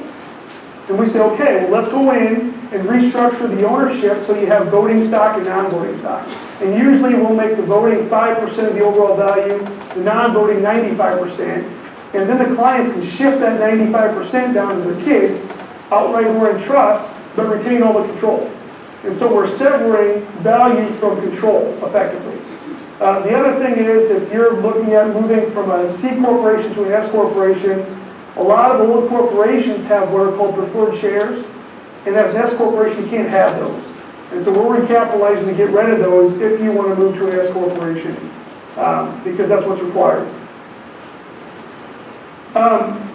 Speaking of that, again, this is going to be a big debate for business owners who are at a C or an S right now, given the tax law changes. Do we stay where we are, or do we switch back to the other one? And when you switch from a C to an S, there's kind of a 5-year period you have to get through before you're in the clear. You're an S from day one, and what does it mean to be an S? If I should clarify. A C corporation pays its own income taxes. And so it's very hard to get money from the corporation up to the owners without a second tax, whether that's compensation or whether that's through dividend payments. If you're an S corporation is treated a lot like a partnership where you can distribute cash up to the owners tax-free. Because the corporation, an S corporation, does not pay taxes, the owners do. And so that's a conversation each of you need to have if you have a corporation with your own accountants. What is it better to be going forward, a C or an S, and do you have to make an election or take it back from an S to a C? And there are ramifications of doing that, so you want to work through that with your accountant. Most of the S elections we're making, at least when it comes to planning that I'm doing for at least the ag industry, is where there's an old farm corporation that really no longer has any activity, and it's really just a holding company for land. So there's a bunch of land bought in it. Corporations are a bad spot to hold land. I mean, if you know what you know today, way back 20 years ago, you probably wouldn't have bought it in there, but that's where the cash flow was. That's where you got your deductions. And so good candidates in the ag industry for an S election is where you have a corporation that holds a lot of land, and you want to generate cash flow during retirement years, or you're going to give that corporation to all your kids and you don't want them to fight. Well, it's good to be able to distribute cash to people, especially those that aren't farming. Or if you think someday that farm could be sold, right? I'll show you here in a couple of minutes some planning that we're spending a lot of time doing here in the last couple of years, especially this year, when it comes to landholding companies. There is something called a divisive reorg, and you can do it tax-free. If you're in a business, say you and your partner you and your business partner don't get along, you want to separate and go your separate ways. Well, there is a method to separate tax-free, and you each take your own businesses and just go separate. It could be that you guys have 3 lines of business, and one of you wants to continue one of them, one of you wants to continue another one, and you both want to stay in the main business you started. Well, you can spin out 2 businesses to the owner separately, tax-free. And that's what a divisive reorg is. And there's a lot of requirements you have to satisfy in order to be able to do that tax-free. Just the high points are, especially in the farming industry, the big ones are, you have to have a business purpose, it can't be for tax reasons, and you have to have an active business for 5 years before you do the district reorg, and after that for 3 to 5 years, depending on what account you talk to. Just 2 quick examples here. A couple of years ago, we had 2 brothers and kids that were part of a huge farming business, and they had dairy cows, they had beef cattle, they had a feed business, they had all different kinds of things. And the facts worked out great because we need a business reason, right? It can't just be for taxes. And it just so happened, the senior people didn't get along with the other's kids. And in fact, a year before they came in, one of the nephews had actually knocked out and put the uncle into the hospital. And so we kind of spelled that all out, the agreement saying, hey, we got to divide this, and we can't let this continue like this. And so that one gave me no concern whatsoever, clearly a business reason. When I have mom and dad come to me and they own a corporation that has a farming operation and land, and they just simply say, hey, we really want to spin this operation out to a corporation that we own. We want to keep the land together that we own and make the land an S. Well, that gives me pause because there's not, I realize we can argue liability, succession planning. Those aren't good business reasons, though, that the IRS likes to see. And so that would give me pause, and I would tell you that if that was you, there's other strategies we can utilize. It may take a little longer, but that's not a real safe district reorg structure to have. Because if you fail that test, it's pretty draconian from a tax standpoint. You don't want to get yourself in that position. Just quickly on life insurance here. Everybody knows what life insurance is. There's a lot of different uses for life insurance when you're talking about succession planning. It may be that you have the best salesman in the world, but if you lost him, your sales would dip by 15%. Well, you can take insurance out on that person to kind of cover for that loss for the next couple of years. It's called key man insurance. Maybe you're going to take out insurance to equalize for your kids. You want to give the kid that's in the business the operation, the other kids you're going to give life insurance, right? And so that may be a reason to have life insurance. It may be to fund a buy-sell agreement. If you, upon the death, you have to buy each other out, your business partner. Well, if you want some liquidity, there's insurance you can buy each other for that. If you have an estate tax problem, insurance is a very quick and easy way to get a lot of leverage out of your dollars to fund that estate tax bill that you may have someday. And some of the other estate planning tools we use, sometimes we buy insurance to backstop the risk of death. And that's a whole separate day altogether on that. But depending upon what the insurance need is, why are you buying it, that'll dictate where do we put it, and what type of insurance do you get, and where do we direct the death benefit proceeds. Just two quick notes. If you're in a business and you're moving insurance policies around in and out with each other, just be very careful and work with your attorney and accountant and your life insurance agent, because there are some of these transfer for value rules. Life insurance is generally not subject to income tax. But if you violate one of these rules, which isn't very hard to do if you don't know what you're doing, it becomes taxable. And that would be a bad result if you were planning on having all those proceeds for some purpose.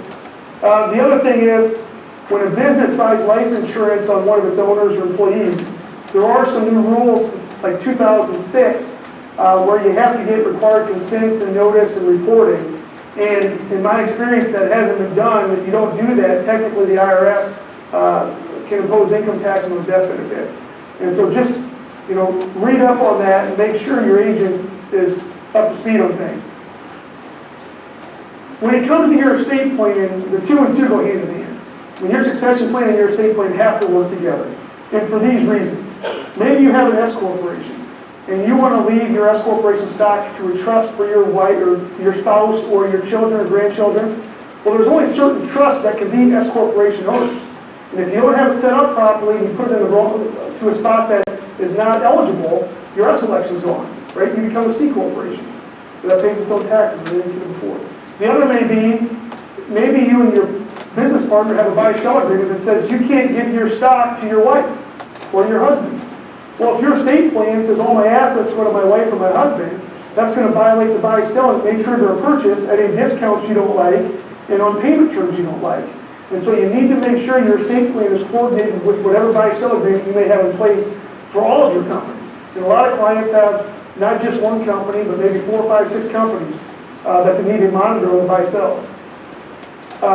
Tax and expense apportionment. If your estate plan says, I give my stock to my son and all my other assets, the remainder of my assets to my other 3 kids, most estate plans that attorneys draft, if they're not conscious of it, they'll say in your estate plan, pay any and all taxes and expenses out of the residue. Well, in your estate plan we just set up, that means all 3 kids pay all that tax, and your son who got the stock doesn't pay any tax or expense. And so, a lot of times, my plans will allocate that proportionally among the kids based on the value of what they're getting. And so it's just something to be conscious of, that there are expenses to be paid at death, not just taxes, but also court costs and legal fees and so forth. And you can shift those however you need to in your estate plan to make it fair among your kids. And a lot of times people just use the standard language, which isn't really what you need. Discounting, I'm going to skip over that. The big one we spend a lot of time on, obviously, for folks is how do we balance the interest between kids in the business and kids out of the business? I mean, there's a lot of options here. Do we put them in business together? Do we not? If we are going to, make sure there's a good buy-sell. If we're not going to, how do we make it fair? Is it going to be equal? I mean, that's a decision you have to make. And how are we going to value assets? I mean, from my standpoint, to the extent you can establish values in your document very clearly, the better off your kids will probably be someday, so they won't fight over that valuation on what they should each get and so forth.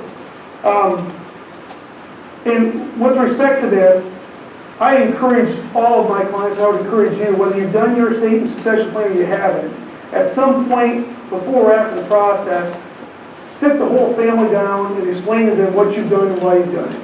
Because that solves 99% of disputes, in my experience, that would happen after the fact, after mom and dad pass away. If they understand what's coming and why mom and dad did what they did, very unlikely they're going to start a fight. That's not true of everybody, but if they're surprised by what you did and they weren't, it wasn't disclosed to them beforehand, that's when they start pointing the fingers at each other and saying, well, it must have been you that made mom and dad draft the estate plan that way.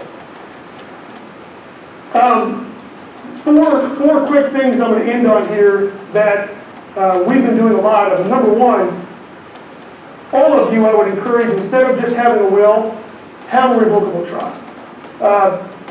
99% of my clients are not just in a will, they are in a revocable living trust.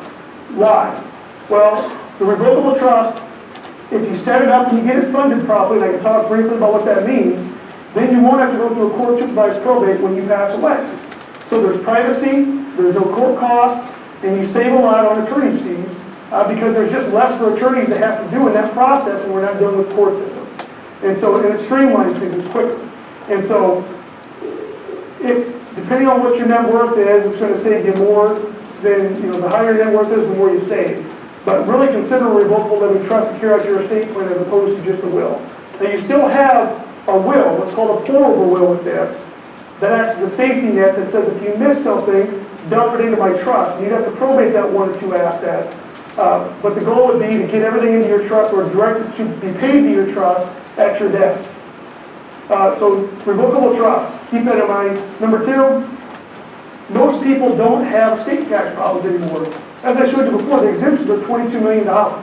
There's not a lot of couples out there with $22 million. And so estate taxes and planning are far less of an issue than what they used to be.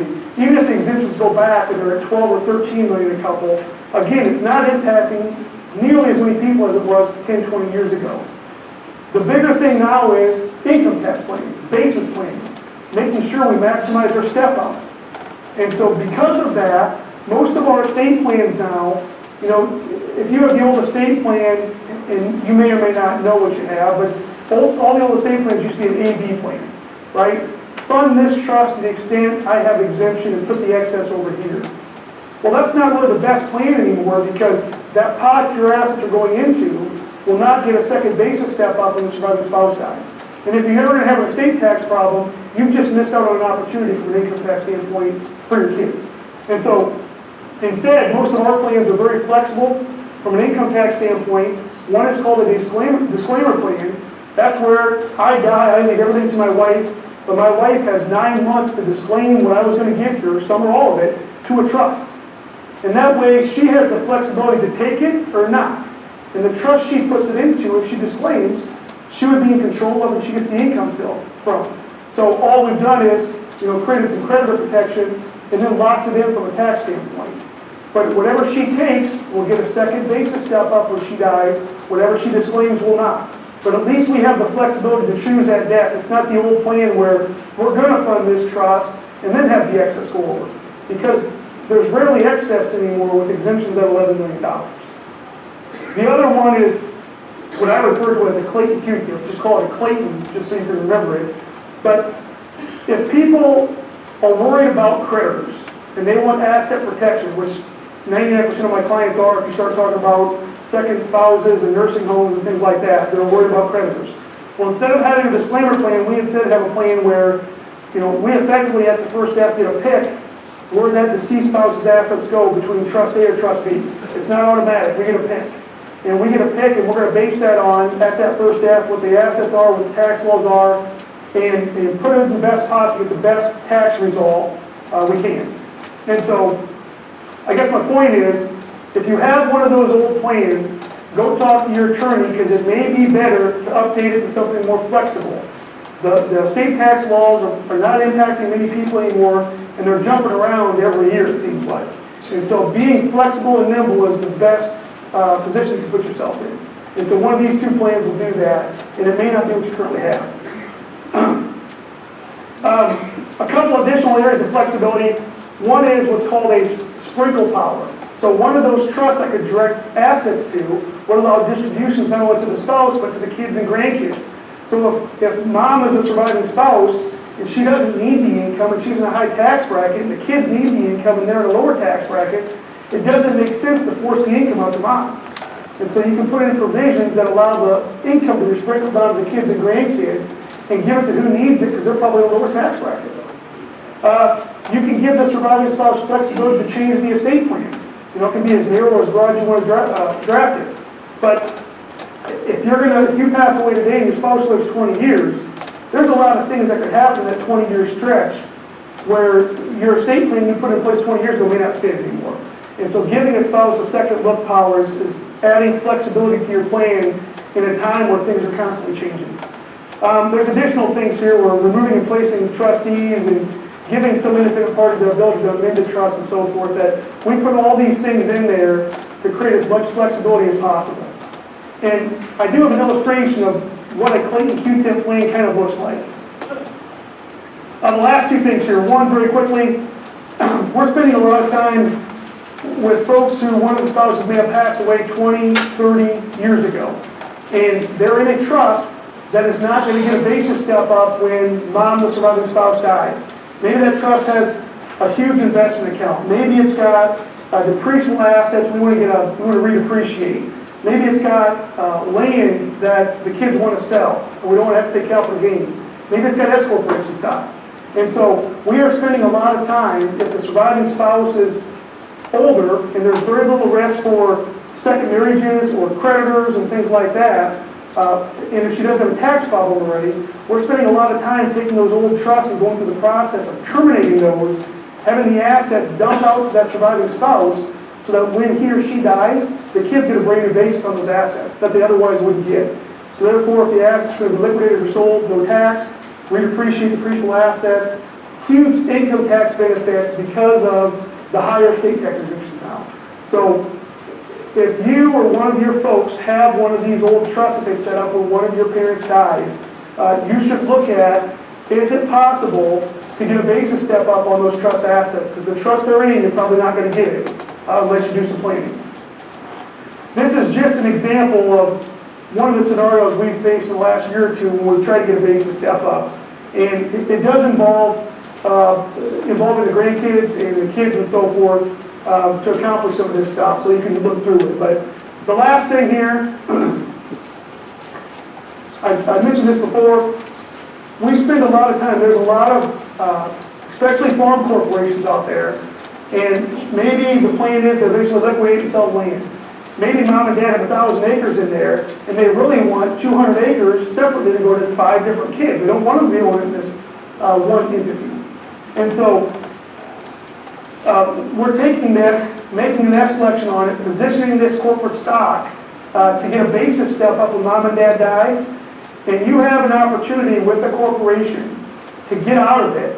If it's an S corporation, and if it's been an S for 5 years, and it gets a basis step up in stock. So for example, if me and my wife have an S corporation, we make an S election, we both live 5 years, both of us die 5 years from now, or one of us after the other. But if that stock got a basis step up when we die, the kids have the opportunity to yank out that land, get rid of the corporation tax-free, and that land will come up with a basis step up. And then we can facilitate the estate plan to get land to different kids. If kids want to sell, they can sell with little tax. And so we are doing a lot of this because there's a lot of land stuck in old corporations. So I think I'm out of time there. So that was very quick on a lot of complicated topics, but my goal was just to introduce you to a lot of different things. You have that outline. If you have questions, my email's on there. Send me an email. I'm more than happy to answer. So thank you. Good afternoon and happy holidays. It's good when you're the last speaker and everybody's awake and nobody's left the room, so I've got that going for me. When I came, they said, Mark, when you take the stage, you just go right up after Joe, no one's going to introduce you. So I'm trying to think, does that mean I need no introduction? Or does that mean my commercial friends, nobody wanted to introduce me? I'm not sure how to interpret that right now. We're kind of going to end maybe with a little bit different shift, and my talk is probably going to be more focused more on business owners who are actually looking to sell. So I realize that might not be everybody in the room, and what I talk about might not apply to every business owner, but it is kind of some important things to think about, even if you're the one who maybe is the next generation who wants to buy that business, because it might give you a little bit of an understanding of what's maybe the process or thinking of the business owner and maybe their reluctance to sell or why they've maybe got a certain number in their mind. I am one of 42 that comprise the Trust and Wealth Management Group at Hills Bank. If you try to count faces, there are not 42 in the picture, I'll tell you that right now. That's just the officer group. Not pictured would be our support staff. I thought it might be helpful to give you a little idea of what it is we exactly do in Trust and Wealth Management. We really have 4 primary services and 4 groups of people we serve. We serve individuals and families, people such as yourself, through all different stages of life. We do administer trusts and estates. We do not write trusts. That's what someone like Travis, the attorney, would do. We simply are the trustee and administer the trust. We serve a lot of nonprofits. We manage money for over 90 nonprofit organizations, churches, schools, endowments in the corridor. And then, of course, we also provide a lot of employer-sponsored retirement plans. That means 401k plans. I know some of the business owners use that services, and I know some of you are our customers, so you might be a little bit familiar with all the things we do. But here's the underlying theme. What we do in Trust and Wealth Management is we invest and manage money for people. We help them manage their wealth. And so that's what I'm going to kind of focus this part on, is the wealth component of business succession planning. And succession planning, it's all about transitioning from one phase of life to another. So it all starts with, what might a conversation look like if you're a business owner and you're meeting with someone from the Trust and Wealth Management Group? What are we going to talk about? And there's all these different components that comprise succession planning and business succession planning. So is the goal, do we understand, are you trying to pass it to the next generation? If there is a next generation to pass it to? How do you treat your family members? Equal, unequal? Does this involve estate planning? The answer there is going to be yes. It's just a question of, do you need to update your estate planning based upon your goals and how you want to treat all the family members? Are you actually just selling your business? There's a difference between passing it on to the next generation and the son's just going to take over that farm operation versus, no, I'm going to actually sell it to no longer be an owner. And with the sale of a business, a lot of different ways you could do it. Stan from Premier Supplies mentioned, do I sell it to a third party? They're going to write me a check, and I've got a check, and I no longer own a business. Maybe I'm selling it to a family member. Is it a cash sale? Is it a contract sale? They're going to make installments payments to me. Am I going to retain some of the assets? I'm selling the operating component of the business, but I'm going to retain the real estate. Maybe it's a combination of all of those. There's some cash up front, part of it's going to be in a contract, but I'm keeping the real estate. But here's a question that ultimately comes into play. With almost every business sale, cash is going to be involved, and the business owner who's selling it is going to receive cash. So the question becomes, what do you do with the cash? Or another way to ask that question is, what do you need the cash to do for you? For a lot of business owners, their income is generated from the business they own. If they sell a portion of the business or all the business, it might impact their income or their cash flow. If that happens, what do they do with the cash to either supplement or replace that income that could be lost from the sale of the business? It's not that their wealth changes. The wealth just shifts from owning this closely held business to suddenly having cash. Several years ago, I remember I was meeting with a family there was a process of selling their business to a third party, and I remember they made a comment that I'll never forget, that I thought was so intriguing the way they said it. They were selling their business for a very important sum of money. By all standards, we would look at them and say, they're wealthy. And the comment they made was, you know, for the first time in our life, we finally have money. And what they were really trying to say is they never had any cash. Everything they owned was the business. Any excess cash they had got reinvested into the business. That's why it grew. But they never actually had cash to deal with. What they dealt with was the business. It provided more than enough of an income stream for them, but they never had a lot of cash to try to figure out, well, what are we going to do with all of this cash? And you know, there's really only about 4 opportunity sets when you suddenly come into a large amount of cash. You can invest it in, you know, FDIC insured CDs. We could look at government bonds, corporate bonds, municipal bonds. You know, in the current rate environment, rates have come up a little bit, but it's still a fairly low interest rate environment. We try to remind people that low interest or those low earnings on investment grade, low risk fixed income is sort of the premium you pay to not have the money at risk. The trade-off is you just don't get a lot of earnings. You could look at investing the cash in real estate, and by real estate, we're thinking of income producing real estate, whether that's farmland or a commercial property that you would rent out to a tenant, maybe on some type of a triple net lease.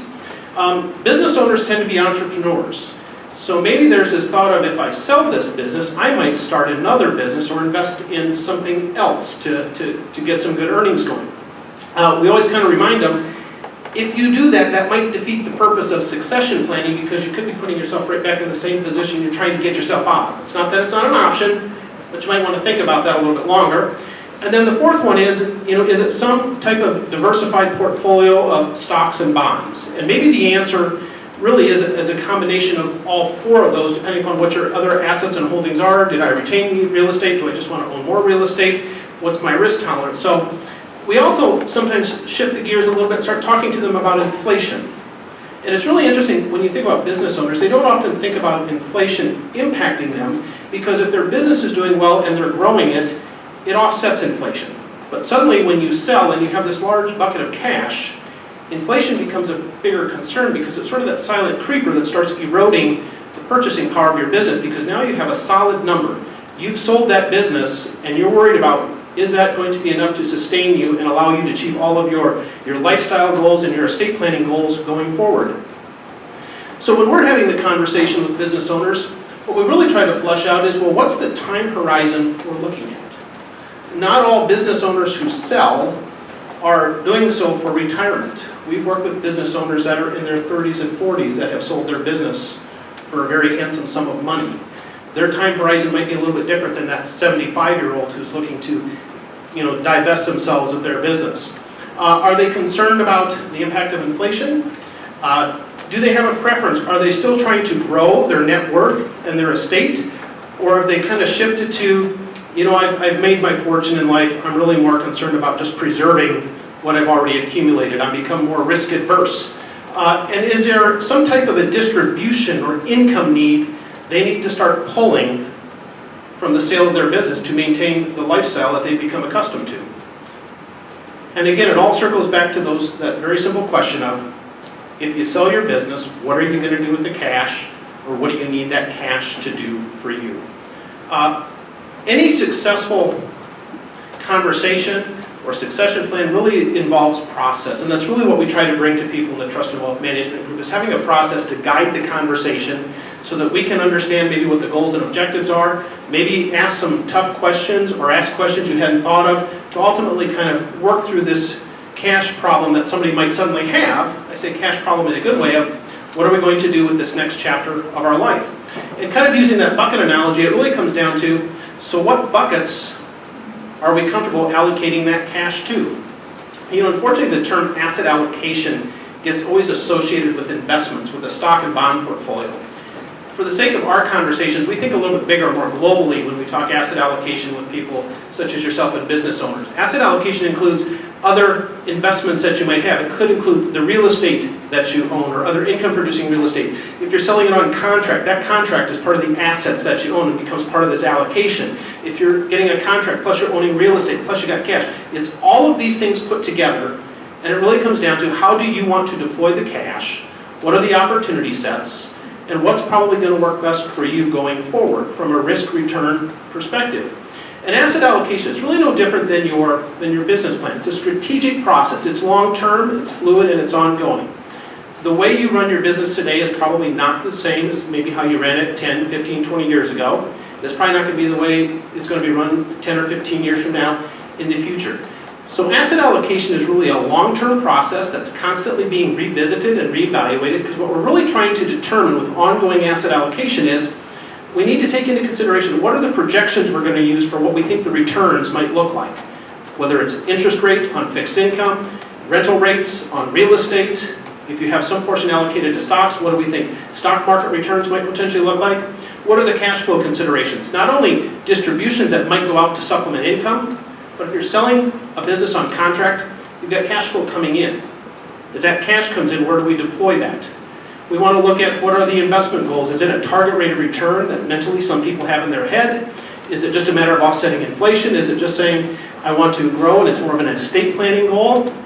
And when we look at that strategic allocation and we look at that asset allocation, we also have to give some consideration to recent performance. So think about this. If you were to look at selling your business, say, I think I want to invest in real estate, and gosh, the last 20 years, farmland has been one heck of an investment. Look at what it's averaged. I think I'll go into farmland. Well, that might be the 20-year average. But if we look at recent performance, we might think, I think I might want to sit tight before I buy another 80 acres. So we have to take into consideration not only historical returns, but we also have to look at what is the recent performance and what is the outlook look for some of these asset classes.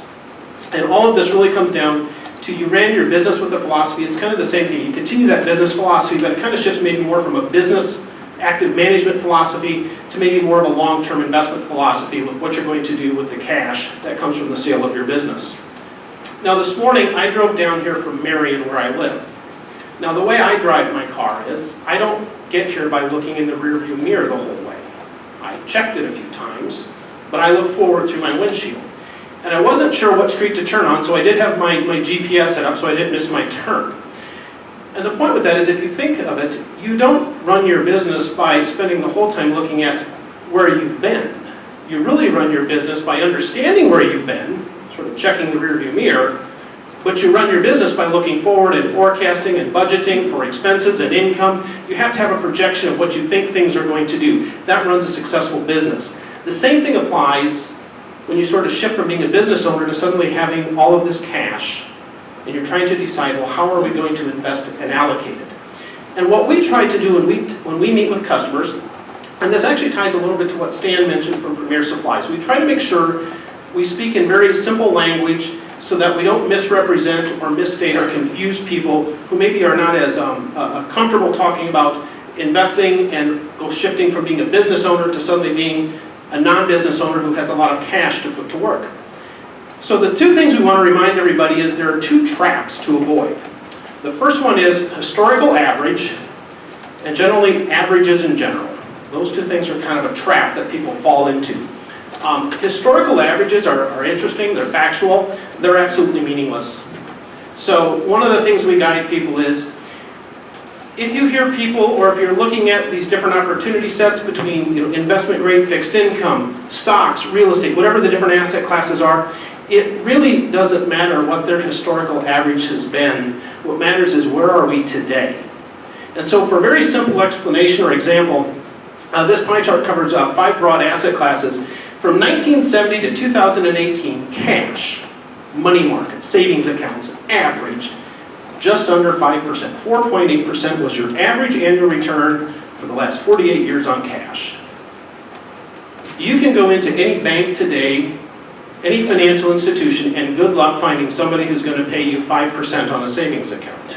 We're not there today. The historical average on investment grade bonds is 8.3%. There are no 8.3% government bonds being issued today. So it really doesn't matter that these are the historical averages.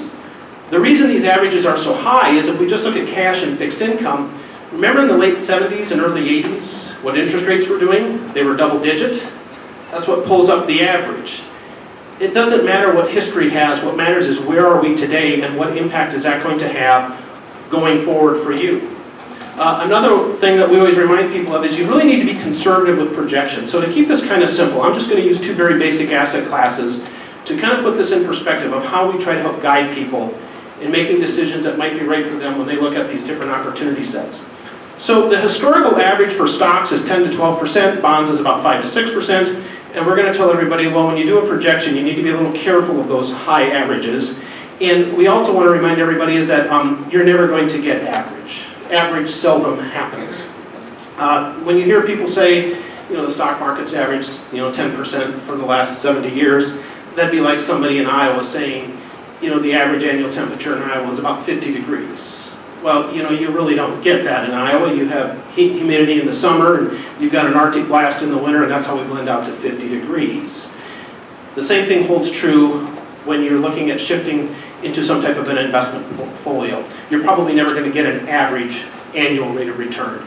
You're either going to be above average or you're going to be below average.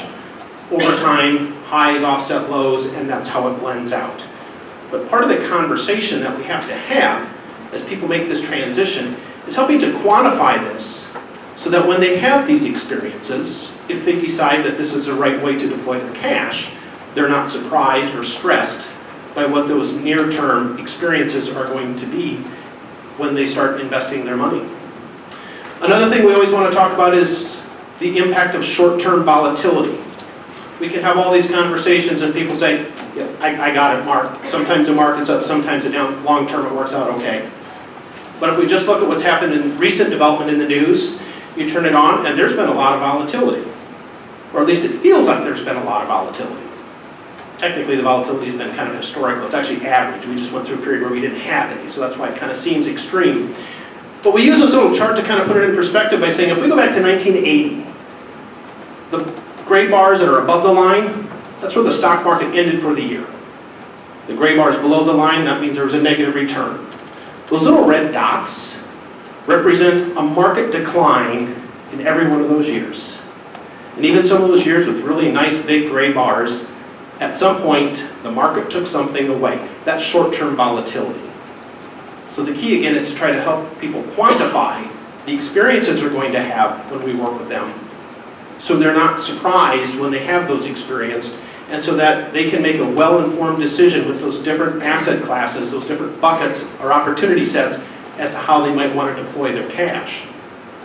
Because it all comes down to you cannot get high returns with low risk. Those two don't go hand in hand. The more risk you take, in theory, the more return you're going to get. But if there's a certain rate of return or a certain amount of earnings that we have to generate, we just have to understand it comes down to how much risk are you willing to assume with the sale of your business and somebody transitioning out of running that, and what type of asset mix is ultimately going to get you there. What I have found is business owners, entrepreneurs are generally optimists. So all of you sitting in this room are optimists. You might not think that because you might think, oh, I've got the weather, I've got this problem, I've got this problem, you're really dealing with stuff. But generally you're really optimists at heart, because if you weren't, you wouldn't run your own business. You're an optimist because you think, you know what, I can do this and I can make this work and I can make it better. So we tend to trick ourselves by always looking at the upside potential of things. What we like to remind people of with those little floating bars is, we don't want to get too overexcited about the upside potential. We also want to make sure we quantify the downside risk.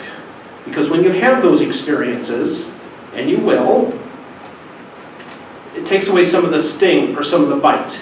And hopefully by having these conversations, it ultimately guides people towards what is the right way to deploy that cash based upon those different opportunity sets that they might have to invest it in, and might also help guide that conversation of what they need to do going forward, or how they need to structure their estate plan as well.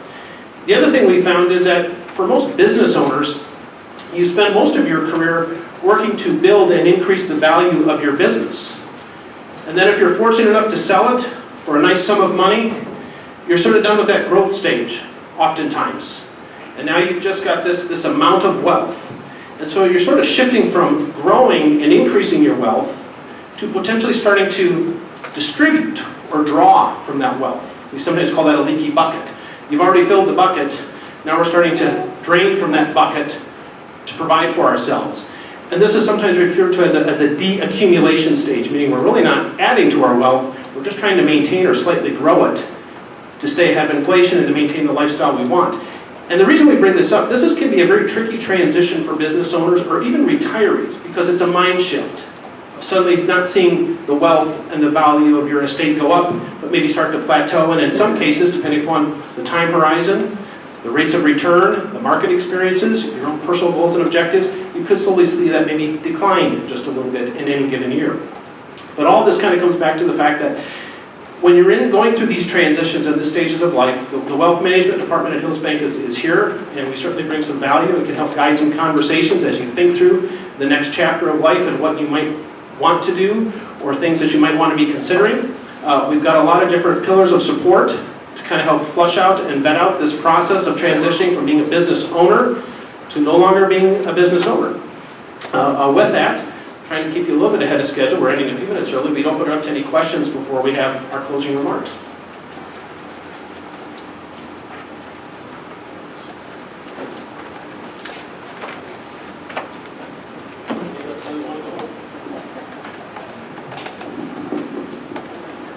Thank you, Mark. Let's give all our speakers another round of applause.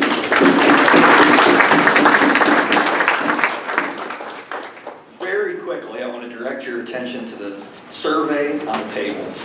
Please take a moment to fill them out. This will be a huge help in planning for our future events. Once completed, feel free to leave them at your table. Once again, thank you all for coming. Drive safe and have a great rest of your day, and happy holidays.